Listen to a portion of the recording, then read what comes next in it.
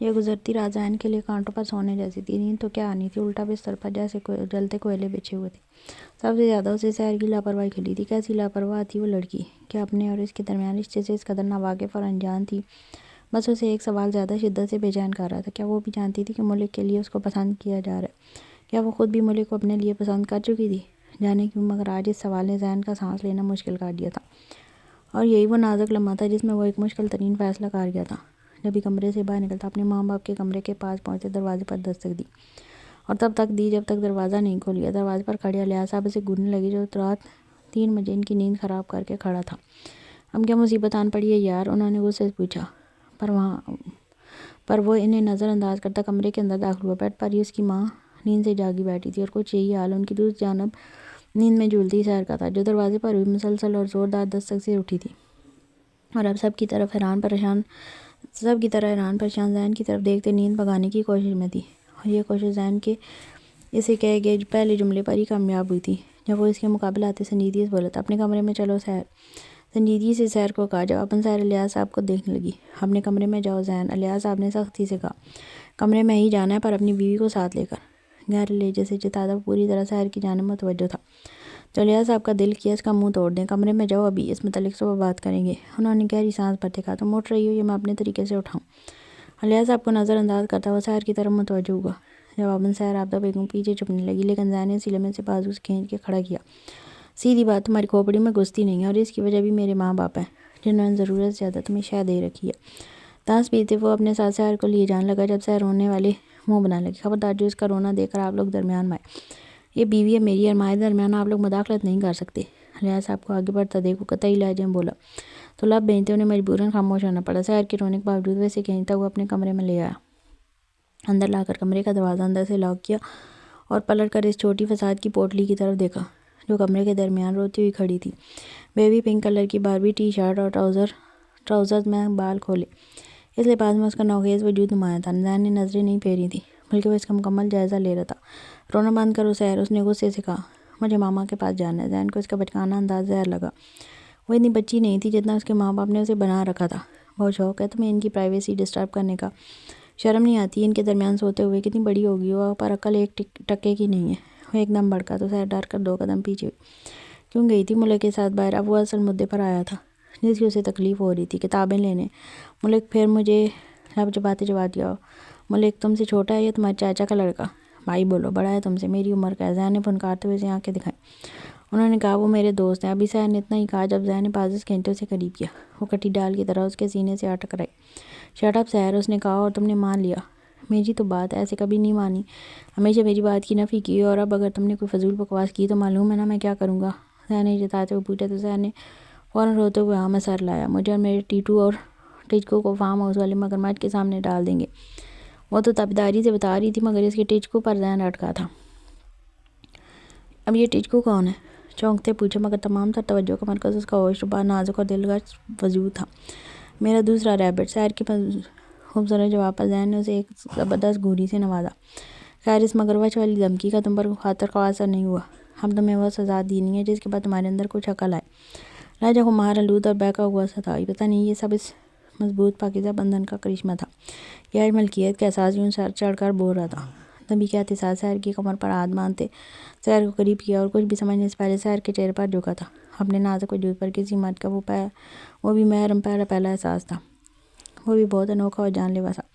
سحر کا تنفس بری طرح بگڑا تھا۔ وہ سادہ سی لڑکی، سادہ سی ذہن کی مالک، نہ اس نے کبھی کوئی فلم دیکھی تھی، نہ اس طرح کا کچھ۔ ٹانگیں چھل ہونے لگی تھی، وہ ہلنے کے قابل بھی نہیں تھی، سانس تھمنے لگی، وہ گرنے لگی تھی، پر زین نے اسے بلند کیا، پر پیچھے نہ ہوا۔ چند لمحے بعد جب وہ پیچھے ہوا اور سحر کا چہرہ دیکھا تو وہ سفید پڑ چکا تھا۔ زین کے پیچھے ہٹنے پر پہلے وہ آنکھیں پھاڑے زین کو دیکھنے لگی، پھر اچانک آنکھوں سے آنسو بہنے لگے، وجود میں لرزش تھی۔ یہ سب بہت عجیب تھا، بہت زیادہ عجیب۔ وہ زین سے ڈرتی تھی، اور زین کی اس حرکت نے مزید خوفزدہ کیا تھا۔ اس کا دل بہت زیادہ تیز دھڑک رہا تھا، اور ہاتھ پاؤں کانپ رہے تھے، اور ادھر زین کو اپنی رگوں پہ میں عجیب طرح کا سرور سا دوڑتا محسوس ہوا تھا۔ اس کی کیفیت پر مسکراتے زین نے اسے سینے سے لگا کر اس کی پیٹھ سے ہلائی تو وہ سینے سے لگتی اور زیادہ رونے لگی۔ میں ماما کو بتاؤں گی۔ زین کا سارا خمار ایک لمحے میں بھاگ سے اڑا تھا، بازو سے پکڑ کر سحر کو پیچھے کیا۔ کیا بتاؤ گی ماما کو؟ وہ اس کے شوشے پر ٹھنڈی سانس کھینچ کر رہ گیا۔ یہ جو آپ نے ابھی میرے ساتھ کیا، اس کا سفید چہرہ بخود گلابی ہو رہا تھا، یعنی وہ اتنی بچی نہیں تھی، یہ سب باتیں جانتی نہیں تھی پر محسوس کر رہی تھی۔ میں نے کیا کیا؟ دلچسپی جو میں ٹچکو کے ساتھ کرتی ہوں۔ وہ زوں کرتی بولی۔ ذہن کو ایک اور دھچکا لگا۔ استغفر اللہ، تم ٹچکو کے ساتھ یہ حرکتیں کرتی ہو؟ صبح ہوتے ہی تمہارے ٹچکو کا بھی کوئی نہ کوئی انتظام کرنا پڑے گا۔ وہ منہ میں بڑبڑاتے تب کر بولا، اب بہت برے ہیں ملک بھائی اچھے ہیں۔ وہ جو اپنی لے میں بولنے لگی تھی، ذہن کی نگاہوں کی وجہ سے اس کے نام کے ساتھ یکدم بھائی جوڑ گئی، پر اس لمحے میں ملک کا نام بھی ذہن کو زہر لگا تھا۔ تم ٹچکو کو پیار سے ایسے کرتی ہو نا؟ کوئی سوچتے اس نے سحر سے پوچھا۔ جواباً سحر نے اس بات میں سر لایا، تو میں نے بھی تو پیار سے کیا ہے۔ ذہن نے پچکارتے کہا، نہ جانے کیوں اب اس کی بے وقوفانہ باتیں مزہ دے رہی تھی۔ اس کی کم عمری اور لاعلمی اچھی لگ رہی تھی، گویا وہ ایک نایاب ہیرا ہو۔ احساس ہو رہا تھا اتنی بولڈنس کے زمانے میں ایک چھپی ہوئی کلی ملی تھی جو بالکل شبنم کے قطروں کی طرح پاک تھی، جس کے ذہن میں بھی ایسا کوئی خیال نہیں گزرا تھا۔ آپ نے سزا دی تھی۔ وہ ذہن کا ہاتھ جھٹکنے لگی۔ مطلب وہ سادہ تھی مگر بے وقوف نہیں، میں نے بھی پیار کیا اور اب میں نے فیصلہ کیا، میں تم پر غصہ نہیں کروں گا، نہ تمہیں کوئی سزا دوں گا۔ بس جب بھی تم نے کوئی نافرمانی کرو گی یا میری شکایت موم ڈیڈ سے کرو گی، میری بات نہیں مانو گی، ملک کے ساتھ باہر جاؤ گی یا اسے بغیر بھائی کے پکارو گی، تو میں تمہاری ہر خطا کے بدلے تمہیں ایسے ہی پیار کروں گا۔ وہ سمجھا رہا تھا اور سحر اس کی بات سنتی اچانک نبی مثال لانے کی۔ مجھے نہیں چاہیے آپ کا ایسا پیار ویار۔ وہ بری طرح گھبرائی تھی۔ ٹھیک ہے، نہیں کروں گا، پر اگر تم نے کوئی غلطی کی تو کروں گا۔ ذہن نے لاپرواہی سے کندھے اٹھائے۔ نہیں کروں گی، وہ جھٹ سے آنسو صاف کرتی بولی۔ میری نافرمانی نہیں کرو گی، ہر بات مانو گی؟ ذہن نے بات دہرائی۔ جواباً سحر نے اس بات میں سر لایا، اوکے، تو کل جب موم ڈیڈ تم سے پوچھے کہاں رہو گی تو تم خود کہو گی تم اس کمرے میں میرے ساتھ رہو گی، ورنہ اور تم کہو گی کہ ٹیوشن بھی مجھ سے لوگی۔ ذہن جملہ ادھورا چھوڑ گیا، پر سحر بخوبی سمجھی تھی، جب بھی فوراً اس بات میں سر لاتے قبول کیا۔ ملک کے ساتھ باہر نہیں جاؤ گی اور موم کو خود منع کرو گی، تمہیں ملک سے نہیں پڑھنا۔ ذہن نے دوسری بات دہرائی۔ اس بار بھی سحر نے قبول کیا۔ اوکے، اب جاؤ بستر پر لیٹ جاؤ، میں فریش ہو کر آ رہا ہوں۔ ذہن کے کہنے کی دیر تھی۔ وہ باقی جملہ مکمل ہونے سے پہلے بیڈ پر لیٹتی کمبل میں گھس گئی۔ اس کی پھرتی پر ذہن گہرا مسکرایا۔ افسوس ہوا کہ اس مس فتنہ سے ایسی ڈیلنگ کا خیال پہلے کیوں نہ آیا۔ یہ اگلے دن کی بات تھی کہ نعمان علی نے رحم کے ساتھ ناشتہ اس کے کمرے میں ہی کیا تھا اور وہ اسے ضروری کام کا بول کر باہر چلا گیا۔ وہ یوں ہی خود پر کسل مندی طاری کیے بستر میں پڑی رہی۔ صبح سے دوپہر ہوگی مگر کب تک؟ آخر اکتا کر اٹھی، اپنا ایک سادہ سوٹ لے کر واش روم گئی اور فریش ہو کر باہر آئی تو نیلی قمیض اور شلوار میں تھی، سکارف گلے میں لپٹا اور کمرے سے نکل کر سیڑھیاں اتر کر کچن میں چلی آئی۔ اس نے اس گھر کو تو اب نوٹ کیا تھا، یہ عالیشان محل نما لگژری گھر کس کا تھا؟ وہ الجھی مگر فی الحال کچن میں چلی آئی، جہاں ایک ملازمہ مستعدی سے اپنا کام سر انجام دے رہی تھی، جبکہ دوسری تھوڑی عمر رسیدہ تھی اور پہلی کے سر پر کھڑی اس سے کام کروا رہی تھی۔ رحم کو کچن میں آتا دیکھ وہ ہیڈ ملازمہ اس کی جانب متوجہ ہوئی۔ کچھ چاہیے آپ کو بیٹا؟ کچن کے دروازے پر حیران سی بڑی بڑی سی آنکھیں لیے اس نے رحم سے پوچھا تو رحم نے ایک گہرا سانس اپنے اندر کھینچا۔ مجھے اپنے بابا کے لیے کچھ بنانا ہے۔ ہاں مجھے بتا دیں کیا بنانا ہے، میں بنوا دیتی ہوں، انہوں نے نرمی سے کہا۔ دال چاول۔ رحم نے نروس ہوتے اپنے ہاتھوں کی انگلیاں چٹکائیں۔ ٹھیک ہے بیٹا، بن جائیں گے، انہوں نے بغور اس کی جانب دیکھتے کہا۔ جنہیں اس گندمی نازک سی لڑکی کی تمام دن کی روٹین کی رپورٹ ہم نے مالک کو دینی تھی۔ وہ سر لاتی پچھلے قدموں لاؤنج میں چلی گئی۔ ابھی بیزاری سے بیٹھے کچھ پل ہی گزرے تھے کہ نعمان علی شاپنگ بیگ سے لدا پندہ لاؤنج میں داخل ہوا۔ رحم بھاگ کر اٹھی تھی اور نعمان علی کے ہاتھ سے بھاری شاپنگ بیگ لے کر ٹیبل پر رکھے۔ بابا آپ کہاں چلے گئے تھے اور یہ سب کیا ہے؟ وہ حیران ہوئی۔ نعمان علی صوفے پر بیٹھا تھا۔ وہ کچن سے پانی کا گلاس لائی تھی جو کہ نعمان علی نے مسکراتے تھام لیا۔ ادھر میرے پاس بیٹھو، پانی پی کر گلاس سائڈ پر رکھتے نعمان نے کہا، تو وہ آ کر صوفے پر اس کے پاس بیٹھ گئی۔ رحم، میں نے تمہاری شادی طے کر دی ہے، انکل علی اکبر یاد ہے نا، ان کا بیٹا ارمان کافی سلجھا ہوا لڑکا ہے، اس جمعے کو تمہارا نکاح ہے۔ اگر تمہارے دل میں کوئی سوال ہے تو اپنے بابا سے شیئر کر سکتی ہو، یا کوئی اور مسئلہ۔ یہ کہتے نعمان علی نے بیٹی کے چہرے کے اتار چڑھاؤ دیکھنے چاہے مگر اسے مایوسی ہوئی کہ وہ بڑی مستقل مزاجی سے بے تاثر اور اسپاٹ چہرہ لیے اطمینان سے اپنے بابا کے پاس بیٹھی رہی۔ کوئی سوال، کوئی مسئلہ نہیں بابا، جیسے آپ مناسب سمجھے، اس نے نگاہیں جھکاتے دھیمے لہجے میں کہا اور اپنے دل کو کسی بڑے پتھر تلے اطمینان سے کچل دیا۔ اپنی چیزیں دیکھ لو، کس چیز کی ضرورت ہو تو بتا دو، نکاح کا جوڑا اس پیکٹ میں ہے۔ نعمان علی اس کی رضامندی پر آسودگی سے مسکرایا تھا۔ رحم نے باپ کا طمانینت سے بھرپور چہرہ دیکھا۔ باپ کے چہرے پر موجود یہ سکون اسے اپنے دل کی مکمل بربادی کے باوجود سکون دے گیا تھا۔ تبھی وہ اب نعمان علی کے سامنے شاپنگ بیگز کھول کر ان میں موجود سامان چیک کر رہی تھی۔ اس کے لیے میک اپ، جیولری، نکاح کی سی گرین کلر کی فینسی کامدار میکسی اور ساتھ اور بھی جوڑے اور سامان تھا۔ یہ سب بہت خوبصورت ہے بابا، اس نے سادگی سے مسکراتے ہوئے کہا۔ نعمان علی نے اپنے لخت جگر کی بے رنگ مصنوعی اور پھیکی مسکراہٹ اپنے دل تک بڑی شدت سے محسوس کی تھی۔ اچانک کچھ یاد آنے پر وہ نعمان علی کی جانب متوجہ ہوئی۔ بابا یہ گھر کس کا ہے؟ اس نے اسی مصروفیت انداز میں پوچھا تھا۔ باران دلشیر صاحب کا ہے بیٹا نعمان علی کی اس بات پر وہ چونکی تھی اور پیشاب کی بے یقینی لیے نگاہوں سے اپنے بابا کی جانب دیکھا. تب نعمان علی نے ساری بات بتا دی. وہ بہت اچھے ہیں رحم, میں نے کئی سال ان کے خاندان کی خدمت کی ہے, بس وہ اسی کا بدلہ چکانا چاہتے ہیں. ہمارا ان کے چھوٹے بھائی سے کوئی لینا دینا نہیں. انہوں نے اپنی خوشی سے میرے لاکھ منع کرنے کے باوجود تمہاری شادی کی تمام ذمہ داری اٹھائی ہے. ہم یہاں تمہاری شادی تک ہیں اور اس کے بعد تم رخصت ہو جاؤ گی اور میں بھی اپنے گاؤں اپنے آبائی گھر چلا جاؤں گا. نعمان علی نے کہتے اس کے سر پر ہاتھ رکھتے اسے تسلی دی تھی. جی بابا بہتر. وہ اسے آگے کچھ کہہ نہیں پائی, نہ کچھ کہنا چاہتی تھی. آپ کے پسندیدہ دال چاول بنے ہیں, کھانا لگاؤں؟ وہ ذرا جھٹکتی کہتی اٹھی, اگر میرے جگر کوشا کھائے گا تو میں بھی کھاؤں گا. نعمان علی نے کہا تو وہ پھر سے ہنس دی. ٹھیک ہے آپ کچن میں چلے, میں سامان رکھ کر آتی ہوں. وہ کہتی شاپنگ بیگ اٹھائے اپنے کمرے کی جانب بڑھ گئی. انارا اندر آؤ. انارا کی موجودگی محسوس کرتے باران نے ایلف کو خود سے الگ کرتے کہا تو دروازے پر کنفیوز اپنی چوری پکڑے جانے پر انارا گھبراتی ہوئی اندر آئی. جی باران اور ایلف کے سامنے آتے ساتھ جھکاتے کہا, یہ کیوٹ سی لڑکی آپ کی بیوی ہے؟ ایلف نے محبت سے انارا کو دیکھتے پوچھا. اس کے لیے اس لڑکی سے محبت کرنے کی ایک ہی وجہ کافی تھی کہ یہ لڑکی باران دلشیر کی بیوی ہے. ہاں بیوی ہے, پر یہ کیا بات ہوئی؟ کیا صرف یہی کیوٹ ہے؟ میں کیوٹ نہیں ہوں؟ انارا کا شرمایا روپ دیکھتے باران نے شرارت سے پوچھا. میرے تو بھائی ہیں, مجھے تو لگیں گے. یہ تو انارا بھابھی بتائیں گی کیوٹ ہیں یا نہیں. ایلف نے انارا کی طرف دیکھتے پوچھا تو انارا پریشان سی دونوں کو دیکھنے لگی. بتاؤ انارا کیوٹ ہوں میں؟ باران نے کچھ روب سے پوچھا تو ایلف باران کو گھورنے لگی. میں باہر جا رہی ہوں. بنا باران کی پکار سنے وہ کمرے سے بھاگی تھی. پیچھے ایلف اور باران زور سے ہنسے تھے. بہت کیوٹ ہے بھائی یہ, کہاں سے ملی؟ ایلف نے دلچسپی سے پوچھا. انارا کے نام پر باران کی خوشی بخوبی دیکھ رہی تھی. چڑیلوں کے جنگل سے نکال کر لایا ہوں. ایک آنکھ دباتا وہ اٹھ کھڑا ہوا. ایلف کے سر پر ہاتھ رکھتے کمرے سے باہر نکلا. اس کا رخ اسٹڈی روم کی طرف تھا. اسٹڈی روم میں پہنچتے اس نے اپنے مینیجر کو میسج سینڈ کیا جس میں ایلف شیر کی طرف سے عارضہ خانزادہ کو کھلا کر نوٹس بھیجنے کا حکم تھا. اب وہ مزے سے عارضہ کے ری ایکشن کا منتظر تھا. وہ جانتا تھا اس کا یہ سٹیپ دیکھ عارضہ سٹپٹا جائے گا.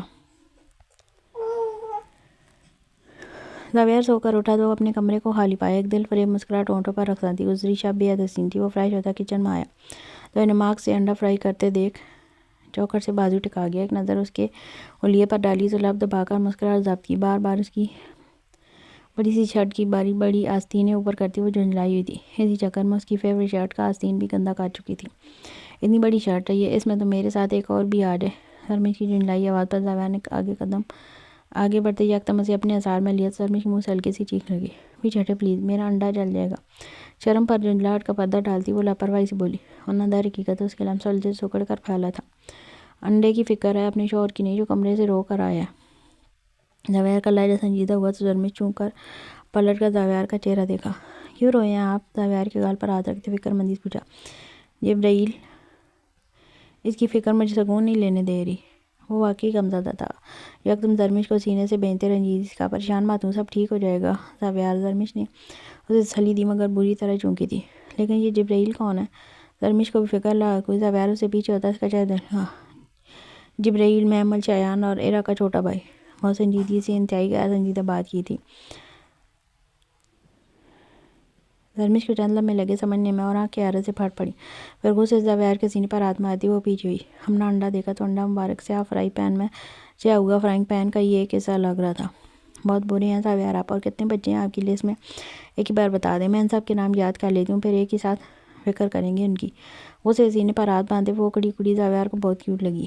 یہ اچھا آئیڈیا. دیکھو سب سے پہلے شایان, پھر ایرا, پھر جبرائیل, پھر ابراہیم, پھر نشا, پھر عائشہ, پھر انابیہ, پھر معیز, پھر ابی, پھر بولتے بولتے اس کی نظر زرمش پر پڑ جو لال سرخ ہوتے چہرے سے منہ کھولے زبیر کو دیکھ رہی تھی. وہ چاند پر لکا. پھر انان, بس اور نہیں. زبیر نے مسکراتے کہا, میں کو بلی ہوں جو اتنے بچے دوں گی, یا مرغی لگتی ہوں جو مہینے میں 15 انڈے دے دے گی. جل من کے وطن کے زبیر کے سامنے آتی ناک پھلاتی بولی. جب زبیر نے جو کر اس کی ناک پر ہم نے لب رکھے زرمش پال میں سمٹتی پیچھے ہٹنے لگی. جب زبیر نے کمر میں ہاتھ باندھتے رستہ بند کر لیا, تم صرف اپنی کمر کس لو, خود کو مضبوط کرو مجھے جھیلنے کے لیے. باقی یہ میں تمہیں بتا دوں کہ مجھے بہت سارے بچے چاہیے, بالکل تمہارے جیسے کیوٹ کیوٹ, جو میری اور تمہاری ناک میں دم کر دیں, اور پھر تم بہت سا میرے پاس ان کی شکایت لے کر آؤ. دیکھیں زبیر, جبرائیل نے کپڑے گندے کر لیے, شایان اسکول سے لڑ کر آیا, اور ایرا نے میرا میک اپ توڑ دیا, وغیرہ وغیرہ. اور پھر رات کو تھک کر میرے پہلو میں لیٹو, اور میں پھر سے. ابھی وہ بول رہا تھا جب سرمش نے اس کے لبوں پر ہاتھ رکھا. اتنے بے شرم آپ کیسے ہو سکتے ہیں زبیر؟ زبیر کے سینے میں چہرہ چھپاتی وہ تن چھپنے کی جگہ تلاش کر رہی تھی. تمہارے معاملے میں بہت احتیاط کرتا ہوں, ابھی تم اپنے لیے میری دیوانگی سے نہ واقف ہو. منی کیزی سے اس کے چہرے پر اپنی محبت کے کوس غذا سے رنگ اور وجود پر بے باک نشانات دیکھتے وہ زرمیش کے بالوں پر لب رکھتا جذب کی علامت سے خود میں بہن گیا۔ اچانک زرمیش کی چیخ پر وہ چونک کر پیچھے ہوا۔ کیا ہوا؟ پریشان سے پوچھا۔ وہ سب دیکھ رہے ہیں۔ زرمیش نے گھبراتے کہا۔ کون؟ زاویہ نے چونک کر کچن کھڑکی کی طرف دیکھا۔ جب زرمیش نے اونچا ہوتے زاویہ کان میں سرگوش کی۔ جبرائیل، ابراہیم اور انابیہ، وہ شرارت سے بولتی کھلکھلانے لگی۔ زاویہ نے بھرپور مسکراتے زرمیش کو بازوؤں میں اٹھا لیا اور فارم ہاؤس کی گارڈن کے حصے میں لے جانے لگا۔ کہاں لے جا رہے ہیں زاویہ؟ میرے کپڑے نامناسب ہیں اور ناشتہ، مجھے بھوک لگ رہی ہے۔ وہ زاویہ کی غربت کو سوچ کر گھبراتی ہوئی بولی۔ تمہیں لگتا ہے میری زندگی کے حلیے میں تم میرے علاوہ کوئی اور دیکھ سکتا ہے؟ زاویہ کے پوچھنے پر وہ اطمینان سے نفی میں سر ہلا گئی۔ جب نظر سامنے پڑی جہاں لان میں ناشتے کا خوبصورت انتظام تھا، ہٹ کی صورت میں سفید جالیوں سے سوئمنگ پول کے کنارے پر نرم کوشن سے بیٹھک بنائی گئی تھی، درمیان میں فریش جوسز رکھے تھے۔ واہ، وہ بہت خوش تھی۔ اسے کبھی کسی نے سرپرائز نہیں دیا تھا اور اس قدر حسین صبح تو اس نے سوچی ہی نہیں تھی۔ تھینک یو زاویہ، تم لہجے میں کہتی وہ زاویہ کے بازو میں ہاتھ ڈالتی اس کی گردن پر لب رکھ گئی۔ اور یہ پہلی بے باک پیش قدمی تھی جو زرمیش کی جانب سے ہوئی تھی۔ تھینکس ٹو یو، مجھے کبھی اپنی زندگی اتنی حسین نہیں لگی جتنی اس وقت تمہیں پا کر لگ رہی ہے۔ وہ سچ کہہ رہا تھا۔ زرمیش کی نم آنکھوں پر لب رکھتا وہ ناشتے کے لیے اسے نرمی سے سفید کوشن پر اتار گیا۔ اپنے ہاتھوں سے اسے ناشتہ کرواتا وہ کوئی نہ کوئی ایسی شریر بات کہتا کہ یا تو زرمیش اس سے نظریں چرا جاتی یا پھر ہاتھوں کی مٹھی بناتے اسے مارتی۔ وہ آفس روم میں تھا جب اس کا اسسٹنٹ نے اجازت ملنے پر ایک خاکی لفافہ اس کی ٹیبل پر رکھا۔ سوالیہ نظروں سے دیکھتے اس نے وہ لفافہ چیک کیا، لیکن اندر سے نکلنے والا پروانہ دیکھ یوں لگا جیسے آفس کی چھت اس کے سر پر گری ہو۔ ڈونٹ یو ڈیئر، غصے سے کھلا پیپرز پھاڑتے وہ جبڑے بھیج گیا۔ تیش و اشتعال سے ٹیبل پر رکھا کانچ کا پیپر ویٹ اٹھاتے زمین پر پھینکا۔ اس کا دل کیا بھی جا کر بہران دلشیر کی قبر کھود دے۔ غصہ اسے ایلف پر بھی شدید آیا کہ یقیناً اس میں ایلف کی رضامندی بھی برابر شامل تھی۔ پورے آفس روم کا حلیہ بگاڑنے کے بعد وہ ریوالونگ چیئر پر بیٹھ گیا۔ بہت غلط کیا تم نے ایلف۔ اگر تم ایسا سوچتی ہو کہ تم یہ سب کر کے مجھ سے دور ہو سکتی ہو تو یہ تمہاری خام خیالی یا خوش فہمی ہے جو میں عنقریب دور کر دوں گا۔ تمہاری ہمت کو تو داد دینی پڑے گی۔ تم نے اتنا بڑا سٹیپ اٹھانے کا سوچا بھی کیسے؟ وہ حیران بھی تھا اور غصہ بھی، سمجھ نہیں آ رہا تھا کیا کرے۔ ایلف اس صورتحال میں، اس کنڈیشن میں اتنا بڑا قدم کیسے اٹھا سکتی تھی؟ دل بہت بری طرح دکھا تھا۔ یہ سب تم بہران دلشیر کی شے پر کاری ہو۔ تمہاری طبیعت تو میں اچھی طرح صاف کروں گا، تھوڑا انتظار کرو۔ سگریٹ سلگاتے خود سے عزم کیا ایلف نے بڑی غلطی کی تھی، ایسے کیسے بچ سکتی تھی؟ بیبی کی وجہ سے بہت زیادہ اسپیس اور ڈیل دے دی میں نے تمہیں، پر اب نہیں۔ آفس سے باہر نکلا تو اسٹاف جو توڑ پھوڑ کی آواز سن پریشان تھا فوراً کام میں مصروف ہوا۔ اپنے اسسٹنٹ کو روم صاف کرنے کا حکم دیتے وہ آفس کی بلڈنگ سے باہر نکل گیا۔ فون اٹھاتے ایک نمبر پر کال ملائی۔ بہران دلشیر کے گھر پر نظر رکھو، جو ہی اس کی بہن گھر سے باہر نکلے مجھے انفارم کرنا۔ اگر بہران دلشیر ایلف دلشیر کا بھائی تھا اور وہ حق رکھتا تھا تو اس سے زیادہ ارزق اندازہ اس پر حق رکھتا تھا شوہر رہنے کی حیثیت سے، اور یہ حق اس سے ایلف دلشیر بھی نہیں چھین سکتی تھی۔ میں آپ کے بیبی کی مامی ہوں گی نا؟ وہ 2 دن مزید گزرے تھے۔ ایلف بہت خوش رہنے لگی تھی۔ خوشی کی ایک وجہ یہ تھی اسے بہران سے معلوم ہوتا کہ ارزق نے 2 بار گھر میں آنے کی کوشش کی، پر اس بار وہ ناکام رہا اور خلا کا پیپر ملنے کے بعد وہ انگاروں پر لوٹ رہا تھا۔ اس نے اعتبار نہیں کیا تھا تو یہ سزا اس کا حق تھی۔ وہ مطمئن تھی کہ ارزق اس سے محبت کرتا ہے اور کچھ دن بعد وہ واپس اس کے پاس چلی جائے گی، اور یہ خوشی اپنے بچے کی تھی۔ اور میں آپ کے بچے کی پھوپھو۔ ایلف نے دلکشی سے مسکراتے کہا۔ میرے بچے؟ انارا کی کیفیت اس لفظ پر اچانک خوشگوار ہوئی۔ ہاں، کیوں؟ بس جلد از جلد آپ کا بھی بیبی ہو جائے، مجھے بہت شوق ہے پھوپھو بننے کا۔ ٹیبل صاف کرتی فرح ان کی باتوں پر مسکرا رہی تھی۔ ہاں انارا، تم بھی جلد از جلد بیبی کر لو، پھر بہران باز سے تمہارا رشتہ مزید اسٹرانگ ہو جائے گا، فرح نے تجربہ کاری سے کہا۔ کیا واقعی؟ انارا نے خوشی سے پوچھا۔ وہ ہر کام کرنے کو تیار تھی جیسے بہران اور اس کا تعلق بہت گہرا ہو جائے۔ ہاں ماں، فرح ٹھیک کہہ رہی ہے بھابھی، اس بارے میں آپ کو بہران بھائی سے بات کرنی چاہیے۔ ایک بیبی ہو جائے گا تو گھر بھرا بھرا ہو جائے گا۔ ایلف نے بسکٹ منہ میں ڈالتے کہا تو انارا سوچ میں پڑ گئی۔ میں آج ہی اینجل پاری سے بات کروں گی۔ وہ بہت سوچنے کے بعد گویا ہوئی۔ یوں تو وہ چند دن سے ایک کمرے میں رہ رہے تھے، پر انارا کو یہ بات بری طرح کھٹکتی تھی کہ بہران اس سے گریز کرتا تھا، اس کے قریب نہیں آتا تھا۔ بہران کا خود سے دور رہنا اس کے لیے باعث تکلیف تھا۔ وہ اب یہ بات شدت سے محسوس کرنے لگی تھی۔ ہاں، مگر اس وقت فرح یہ ایلف کے ساتھ شیئر نہیں کر سکتی تھی۔ ان کی باتیں دیر تک جاری رہیں، پھر ایلف اپنے کمرے میں چلی گئی اور فرح نیکسی میں۔ انارا اپنے کمرے میں بیٹھی بہران کی منتظر تھی، پر یہ انتظار طویل تر ہوتا گیا کہ رات نے ایک کا ہنسا پار کر لیا۔ نیند آنکھوں سے کوسوں دور تھی، بس اب وہ خوفزدہ ہونے لگی تھی۔ آخر بہران کیوں اس کی ذات کی نفی کر رہا تھا؟ کیا اس کی ذات کی حقیقت بہران کو قدم اس کی جانب بڑھانے سے روک رہے تھے؟ دل شدید رنج و غم میں مبتلا تھا۔ جب 1.5 گھنٹہ مزید گزرا، آنکھیں نم ہونے لگی۔ اسی لمحے بہران تھکا ہوا سا کمرے کا دروازہ کھولتے اندر داخل ہوا۔ صرف انارا سے دوری بنائے رکھنے کے سبب وہ بے مقصد زیادہ وقت باہر گزارنے لگا تھا۔ اب بھی وہ یہی سوچ کر آیا تھا کہ کمرے میں وہ سو چکی ہوگی، پر اسے جاگتا پا کر فکر ہونے لگی، تم ابھی تک جاگ رہی ہو، سب خیریت ہے، طبیعت تو ٹھیک ہے نا؟ باران کا فکر مند لہجہ سنتے ہی آنکھوں سے آنسو رواں ہو گئے۔ وہ بھاگتی ہوئی باران کے سینے کا حصہ بنی۔ انارا کا اچانک ایسا رویہ اسے پریشان کر رہا تھا۔ انارا کیا ہوا بتاؤ مجھے؟ انارا خود سے الگ کرتے اپنے مقابل کرتے پریشانی سے پوچھا۔ اینجل باری مجھے بھی چاہیے پلیز۔ وہ سر جھکائے روتے ہوئے بولی، باران اعظم چیزیں کیا چاہیے مجھے بتاؤ، لیکن رونا بند کرو۔ باران نے نرمی سے اسے پچکارتے کہا، مجھے بھی بیبی چاہیے۔ یہ بولتے ہوئے ایک مرتبہ پھر رونے لگی تھی اور باران دلشیر کو ایک بہت بڑا دھچکا لگا تھا۔ باران نے اپنے اندر سرد سی سانس کھینچی، اسے بیڈ پر بٹھایا اور پانی کا گلاس اٹھا کر زبردستی اس کے لبوں کو لگایا۔ باران اس کے بہت قریب بیٹھا تو تھوڑی سی تھام کر بھیگا چہرہ اپنے روبرو کیا اور اس کی آنکھوں میں جھانکا۔ اب بتاؤ پنک ریبٹ، یہ بات تمہارے دماغ میں کیوں آئی اور کیسے آئی؟ وہ نرمی سے پوچھ رہا تھا۔ انارا نے شکایتی نگاہوں سے اسے گھورا۔ بیبی سے شوہر اور بیوی کا رشتہ مضبوط ہوتا ہے اور یہ بات مجھے معلوم ہے، وہ نور چپن سے بولی۔ تمہیں کس نے کہا کہ ہمارے بیچ کا رشتہ کچا ہے؟ باران نے کہتے دانتوں تلے لب دبائے تھے، مگر پھر انارا کے الفاظ نے اس کے کانوں میں چھوٹے چھوٹے دھماکے کیے۔ سوچا نہیں تھا وہ اس کی محبت میں پور ڈوبی لڑکی اتنی جلدی محبت کے تقاضوں کی اتنی گہرائی تک جا پہنچے گی، مگر یہ ہو چکا تھا۔ تو پھر آپ مجھ سے دور کیوں رہتے ہیں اور مجھ سے گریز برتتے ہیں؟ آخر کیوں؟ وہ بمشکل اسی مگر یہ الفاظ ادا کر گئی تھی۔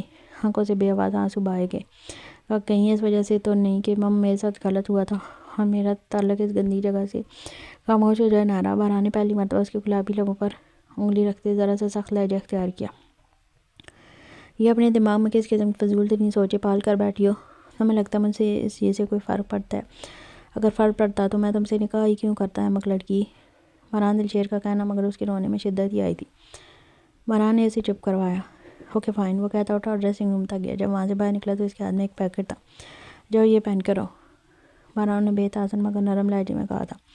انارا نے سوالیہ نگاہوں سے اس کی جانب دیکھا، مگر باران کے آئی بروز کان پر گھبراتے جلدی سے پیکٹ تھام کر واش روم میں گھس گئی۔ انارا نے واش روم میں وہ پیکٹ کھول کر دیکھا، جسے کھول کر دیکھتے ہی اس کے دانتوں تلے پسینہ چھوٹ گئے تھے۔ سیاہ رنگ کا باریک نائٹ گاؤن تھا۔ ابھی اپنے حق کا مطالبہ بڑی دیدہ دلیری سے کرتے اسے اندازہ نہیں تھا کہ اس مرحلے کے پہلے ہی قدم پر اسے یوں محسوس ہوگا جیسے روح کف سے عنصری سے ابھی پرواز کر جائے گی۔ انہوں نے کافی دیر واش روم میں ہی کھڑے ہو کر گزار دیے، مگر اپنی کارگزاری کا خیال آتے ہی کانپتے ہاتھوں سے لباس تبدیل کیا۔ پھر وہ لال ببو کا چہرہ لیے خود میں تمام تر ہمت یکجا کرتی کمرے سے باہر نکلی تھی، جہاں سامنے ہی وہ نیلی ٹی شرٹ ٹراؤزر میں اطمینان سے دونوں ہاتھ اپنی ٹھوڑی تلے رکھے بیڈ پر بیٹھا اس کا منظر تھا۔ انارا پر نگاہیں پڑتے ہوئے جیسے نگاہیں ہٹانا بھول گیا۔ وہ جانتا تھا وہ خوبصورت ہے، مگر اس قدر دلکش نازک کانچ سے وجود کی مالک ہے اسے آج اندازہ ہوا تھا۔ سیاہ رنگ میں کانچ سے شفاف سنہری وجود چاندنی کی طرح جگمگا رہا تھا۔ قریب اب اسے وہیں دروازے پر جمے دیکھ باران نے خمار آلود گمبھیر لہجے میں مطالبہ کیا، تو انارا کو ویسے ہی اپنا دم نکلتے محسوس ہوا۔ وہ وہیں کھڑی اپنی انگلیاں چٹکھاتی رہی۔ اب کیا ہوا؟ نکل گئی غبارے سے ہوا؟ باران اسے چھیڑتے پیچھے بیڈ پر نیم دراز ہوا، ہم نے سر تلے دونوں بازو رکھے۔ انارا نے خفگی بھری نگاہوں سے اس کو دیکھا جو اس کی پتلی ہوئی حالت سے عزت اٹھا رہا تھا۔ وہ پاؤں پٹک کر واپس واش روم جانے لگی، جب اتنی ہی تیزی سے وہ اپنی جگہ سے اٹھا اور اتنی ہی تیزی سے اس کے قریب آ کر اسے بازو میں بھر گیا۔ اینجل باری، وہ اس کے جان لیوا ایٹیٹیوڈ سے گھبرائی تھی۔ کیا ہوا انارا؟ باران دلشیر کہ آج رات یہ اینجل باری پوری طرح ڈیول بن جائے اور تمہیں اس کا وہ روپ دیکھنا پڑے جو بہت زیادہ بھیانک ہے۔ وہ سنجیدہ لہجے میں غیر سنجیدہ بات کہتے اسے نرمی سے بیڈ پر اتار گیا اور پھر کسی گہری کٹاک کی طرح اس کے اوپر جھکتے اس کے ماتھے پر محبت کی مہر ثبت کی، اور پھر باران دلشیر نے اسے کچھ کہنے کی بھی مہلت نہیں دی، یا یوں کہنا بہتر رکھا وہ اسے سانس تک لینے کی مہلت بھی نہیں دے رہا تھا۔ اس کے پورے چہرے کو اس نے اپنے بےباک شدت بھرے پرتبسم سے مہکایا تھا، لیکن پھر باران کے ہر عمل کے ساتھ اس کا چہرہ خوف و گھبراہٹ کے باعث سفید پڑنے لگا۔ باران جانتا تھا وہ سانس نہیں لے پا رہی اور شاید وہ یہی چاہتا تھا۔ اس کی گرفت میں انتہا کی شدت اور سختی تھی کہ انارا کی آنکھوں سے آنسو پھسل کر باران کو اپنے چہرے پر نمی کے ساتھ ہی وہ بہت اچانک محسوس ہوئی۔ اس کے ساتھ ہی وہ بہت اچانک اس سے دور ہوا۔ باران دلشیر نے سر سی سانس کھینچتے اذیت کی انتہا سے اپنے جبڑے بھیجے۔ وہ جانتا تھا ایک راز کھولے بغیر، ایک مسٹری حل ہوئے بغیر، اپنی وحشت پر قابو پائے بغیر وہ اس رشتے میں آدھا قدم بھی آگے نہیں بڑھا پائے گا، اور اس وقت بھی یہی ہوا تھا اسے۔ انارا جاؤ چینج کر کے آؤ، اس کی جانب پشت کیے وہ سنجیدگی سے بولا۔ انارا جو بیڈ پر روتے ہوئے گہر سانس بھر رہی تھی پل میں اٹھی اور واش روم میں غائب ہوگی۔ وہ جب واش روم سے آئی تو اسی سادہ سے پرنٹڈ شلوار قمیض میں تھی، چہرے پر ناقابل فہم سے تاثرات تھے۔ انارا ادھر آؤ اور سو جاؤ، باران نے اسے پکارا اور چپ چاپ بیڈ پر آئی اور رسم معمولی اس کے سینے پر سارا کر لے گی۔ اگلے کچھ دن میں مصروف رہوں گا، اپنا خیال رکھنا، اس کے بعد میں دنیا کی ہر خوشی تمہارے قدموں میں ڈال دوں گا۔ بس میں کچھ دن اور صبر سے کام لینا ہے۔ اس کی پوچھ راب کرتے وہاں کے پوندے دھیمے لہجے میں کہہ رہا تھا۔ حنارہ بے قرار تھی مگر پھر بھی زبردستی اپنی آنکھیں موند لی۔ جانے کب نیند آئی مگر پھر وہ گہری نیند سو گئی، مگر ایک شخص کو کانٹوں پر گھسیٹ کر۔ زبیر اس وقت اس کے سامنے لیپ ٹاپ کھولے اسے کمپنی کے نئے پروجیکٹ کے بارے میں ضروری پوائنٹس بتا رہا تھا، کیونکہ ان دنوں وہ ایان کے زیادہ قریب رہنا چاہتا تھا۔ تبھی اپنی سیکرٹ میٹنگ بھی اسی کے مینشن میں جان بوجھ کر ارینج کی تھی، مگر برہان دلشیر کی تمام تر توجہ وال گلاس کے باہر لان میں سوئمنگ پول کے پاس کھڑے سگریٹ میں اپنی جان جھونکتے ایان دلشیر پر مرکوز تھی۔ تم جاری رکھو، میں سن رہا ہوں، برہان نے کہا اور ایان کی جانب دیکھتے گلاس وال کے بالکل قریب چلایا۔ اب وہ پینٹ کی جیبوں میں ہاتھ ڈالے بغور اس کی پوچھ دیکھ رہا تھا، جو ملکجے سے الیے وہاں کھڑا جانے کیا سوچ رہا تھا۔ کافی بری حالت تھی، بال جو بے تحاشا سٹائلش انداز میں بن کی صورت بندے رہتے تھے اب عجیب بے ڈھنگی انداز میں بڑے ہوئے کندھوں پر بکھرے تھے۔ بیئرڈ بھی زیادہ ہی بڑی ہوئی تھی، لگتا تھا 2-3 دن سے لباس بھی بدلنے کی توفیق نہیں کی۔ برہان دلشیر نے ایک گہری سانس خارج کی۔ اسے لگا تھا دنیا میں ایک وہی خود ہی ہے جو بہت بڑا ڈیٹ واقعہ ہوا ہے، مگر ابھی ان دنوں اندازہ ہوا وہ غلط تھا کہ ایان دلشیر اس سے بھی زیادہ ڈیٹ واقعہ ہوا تھا۔ وہ ڈیٹھائی میں اپنے بڑے بھائی سے 2 قدم آگے ہی نکلا۔ برہان دلشیر نے اسے ٹوٹ پھوٹ کا شکار ہوتے دیکھا تھا، اپنی آنکھوں سے شکست اور ریخ کا شکار ہوتے دیکھا۔ اسے یہ بھی معلوم تھا کہ وہ بے تحاشا رویا ہے، وہ بیمار بھی رہا تھا اور ان دنوں بہت تکلیف میں، مگر برہان کو تکلیف اس بات سے تھی کہ اب بھی وہ اپنی خود ساختہ ڈیٹھائی پر قائم، خود پر جیسے پتھر کا کول چڑھائے پھر تھا۔ کیا وہ اپنی انا کی بت کو پاش پاش کرتے اپنے بڑے بھائی سے اپنی ہر تکلیف شیئر نہیں کر سکتا تھا؟ اگر ایسی بھی کیا ضد تھی؟ برہان دلشیر کو اس کی خاموشی سے چڑھ ہوئی تھی۔ وہ اپنی شخصیت مسخ کرتا، خود کو تباہ و برباد کر رہا تھا۔ تبھی اس پتھر پر ایک آخری اور کاری ضرب لگانا بے ضروری تھا تاکہ وہ کول چٹک کر ٹوٹ جائے۔ تبھی اس نے زبیر کو کافی سرو کرتے خانزامہ کمال کو مخصوص اشارہ کیا۔ کمال جو اس کا خاص آدمی تھا، اس نے اس بات میں سر لایا تو برہان اسے لاپرواہی سے زبیر کے پاس جا کر بیٹھ گیا۔ کمال نے کچن میں جا کر کافی کا مگ لیا اور باہر لان میں نکل آیا۔ ایان بابا آپ کی کافی۔ وہ جو گم سا کھڑا تھا کسی غیر مرئی نقطے کو گھور رہا تھا، کمال کی آواز پر چون کر اس کی جانب متوجہ ہوا اور چپ چاپ کافی کا مگ تھام لیا۔ ایان بابا مجھے 2 دن کی لیو چاہیے تھی۔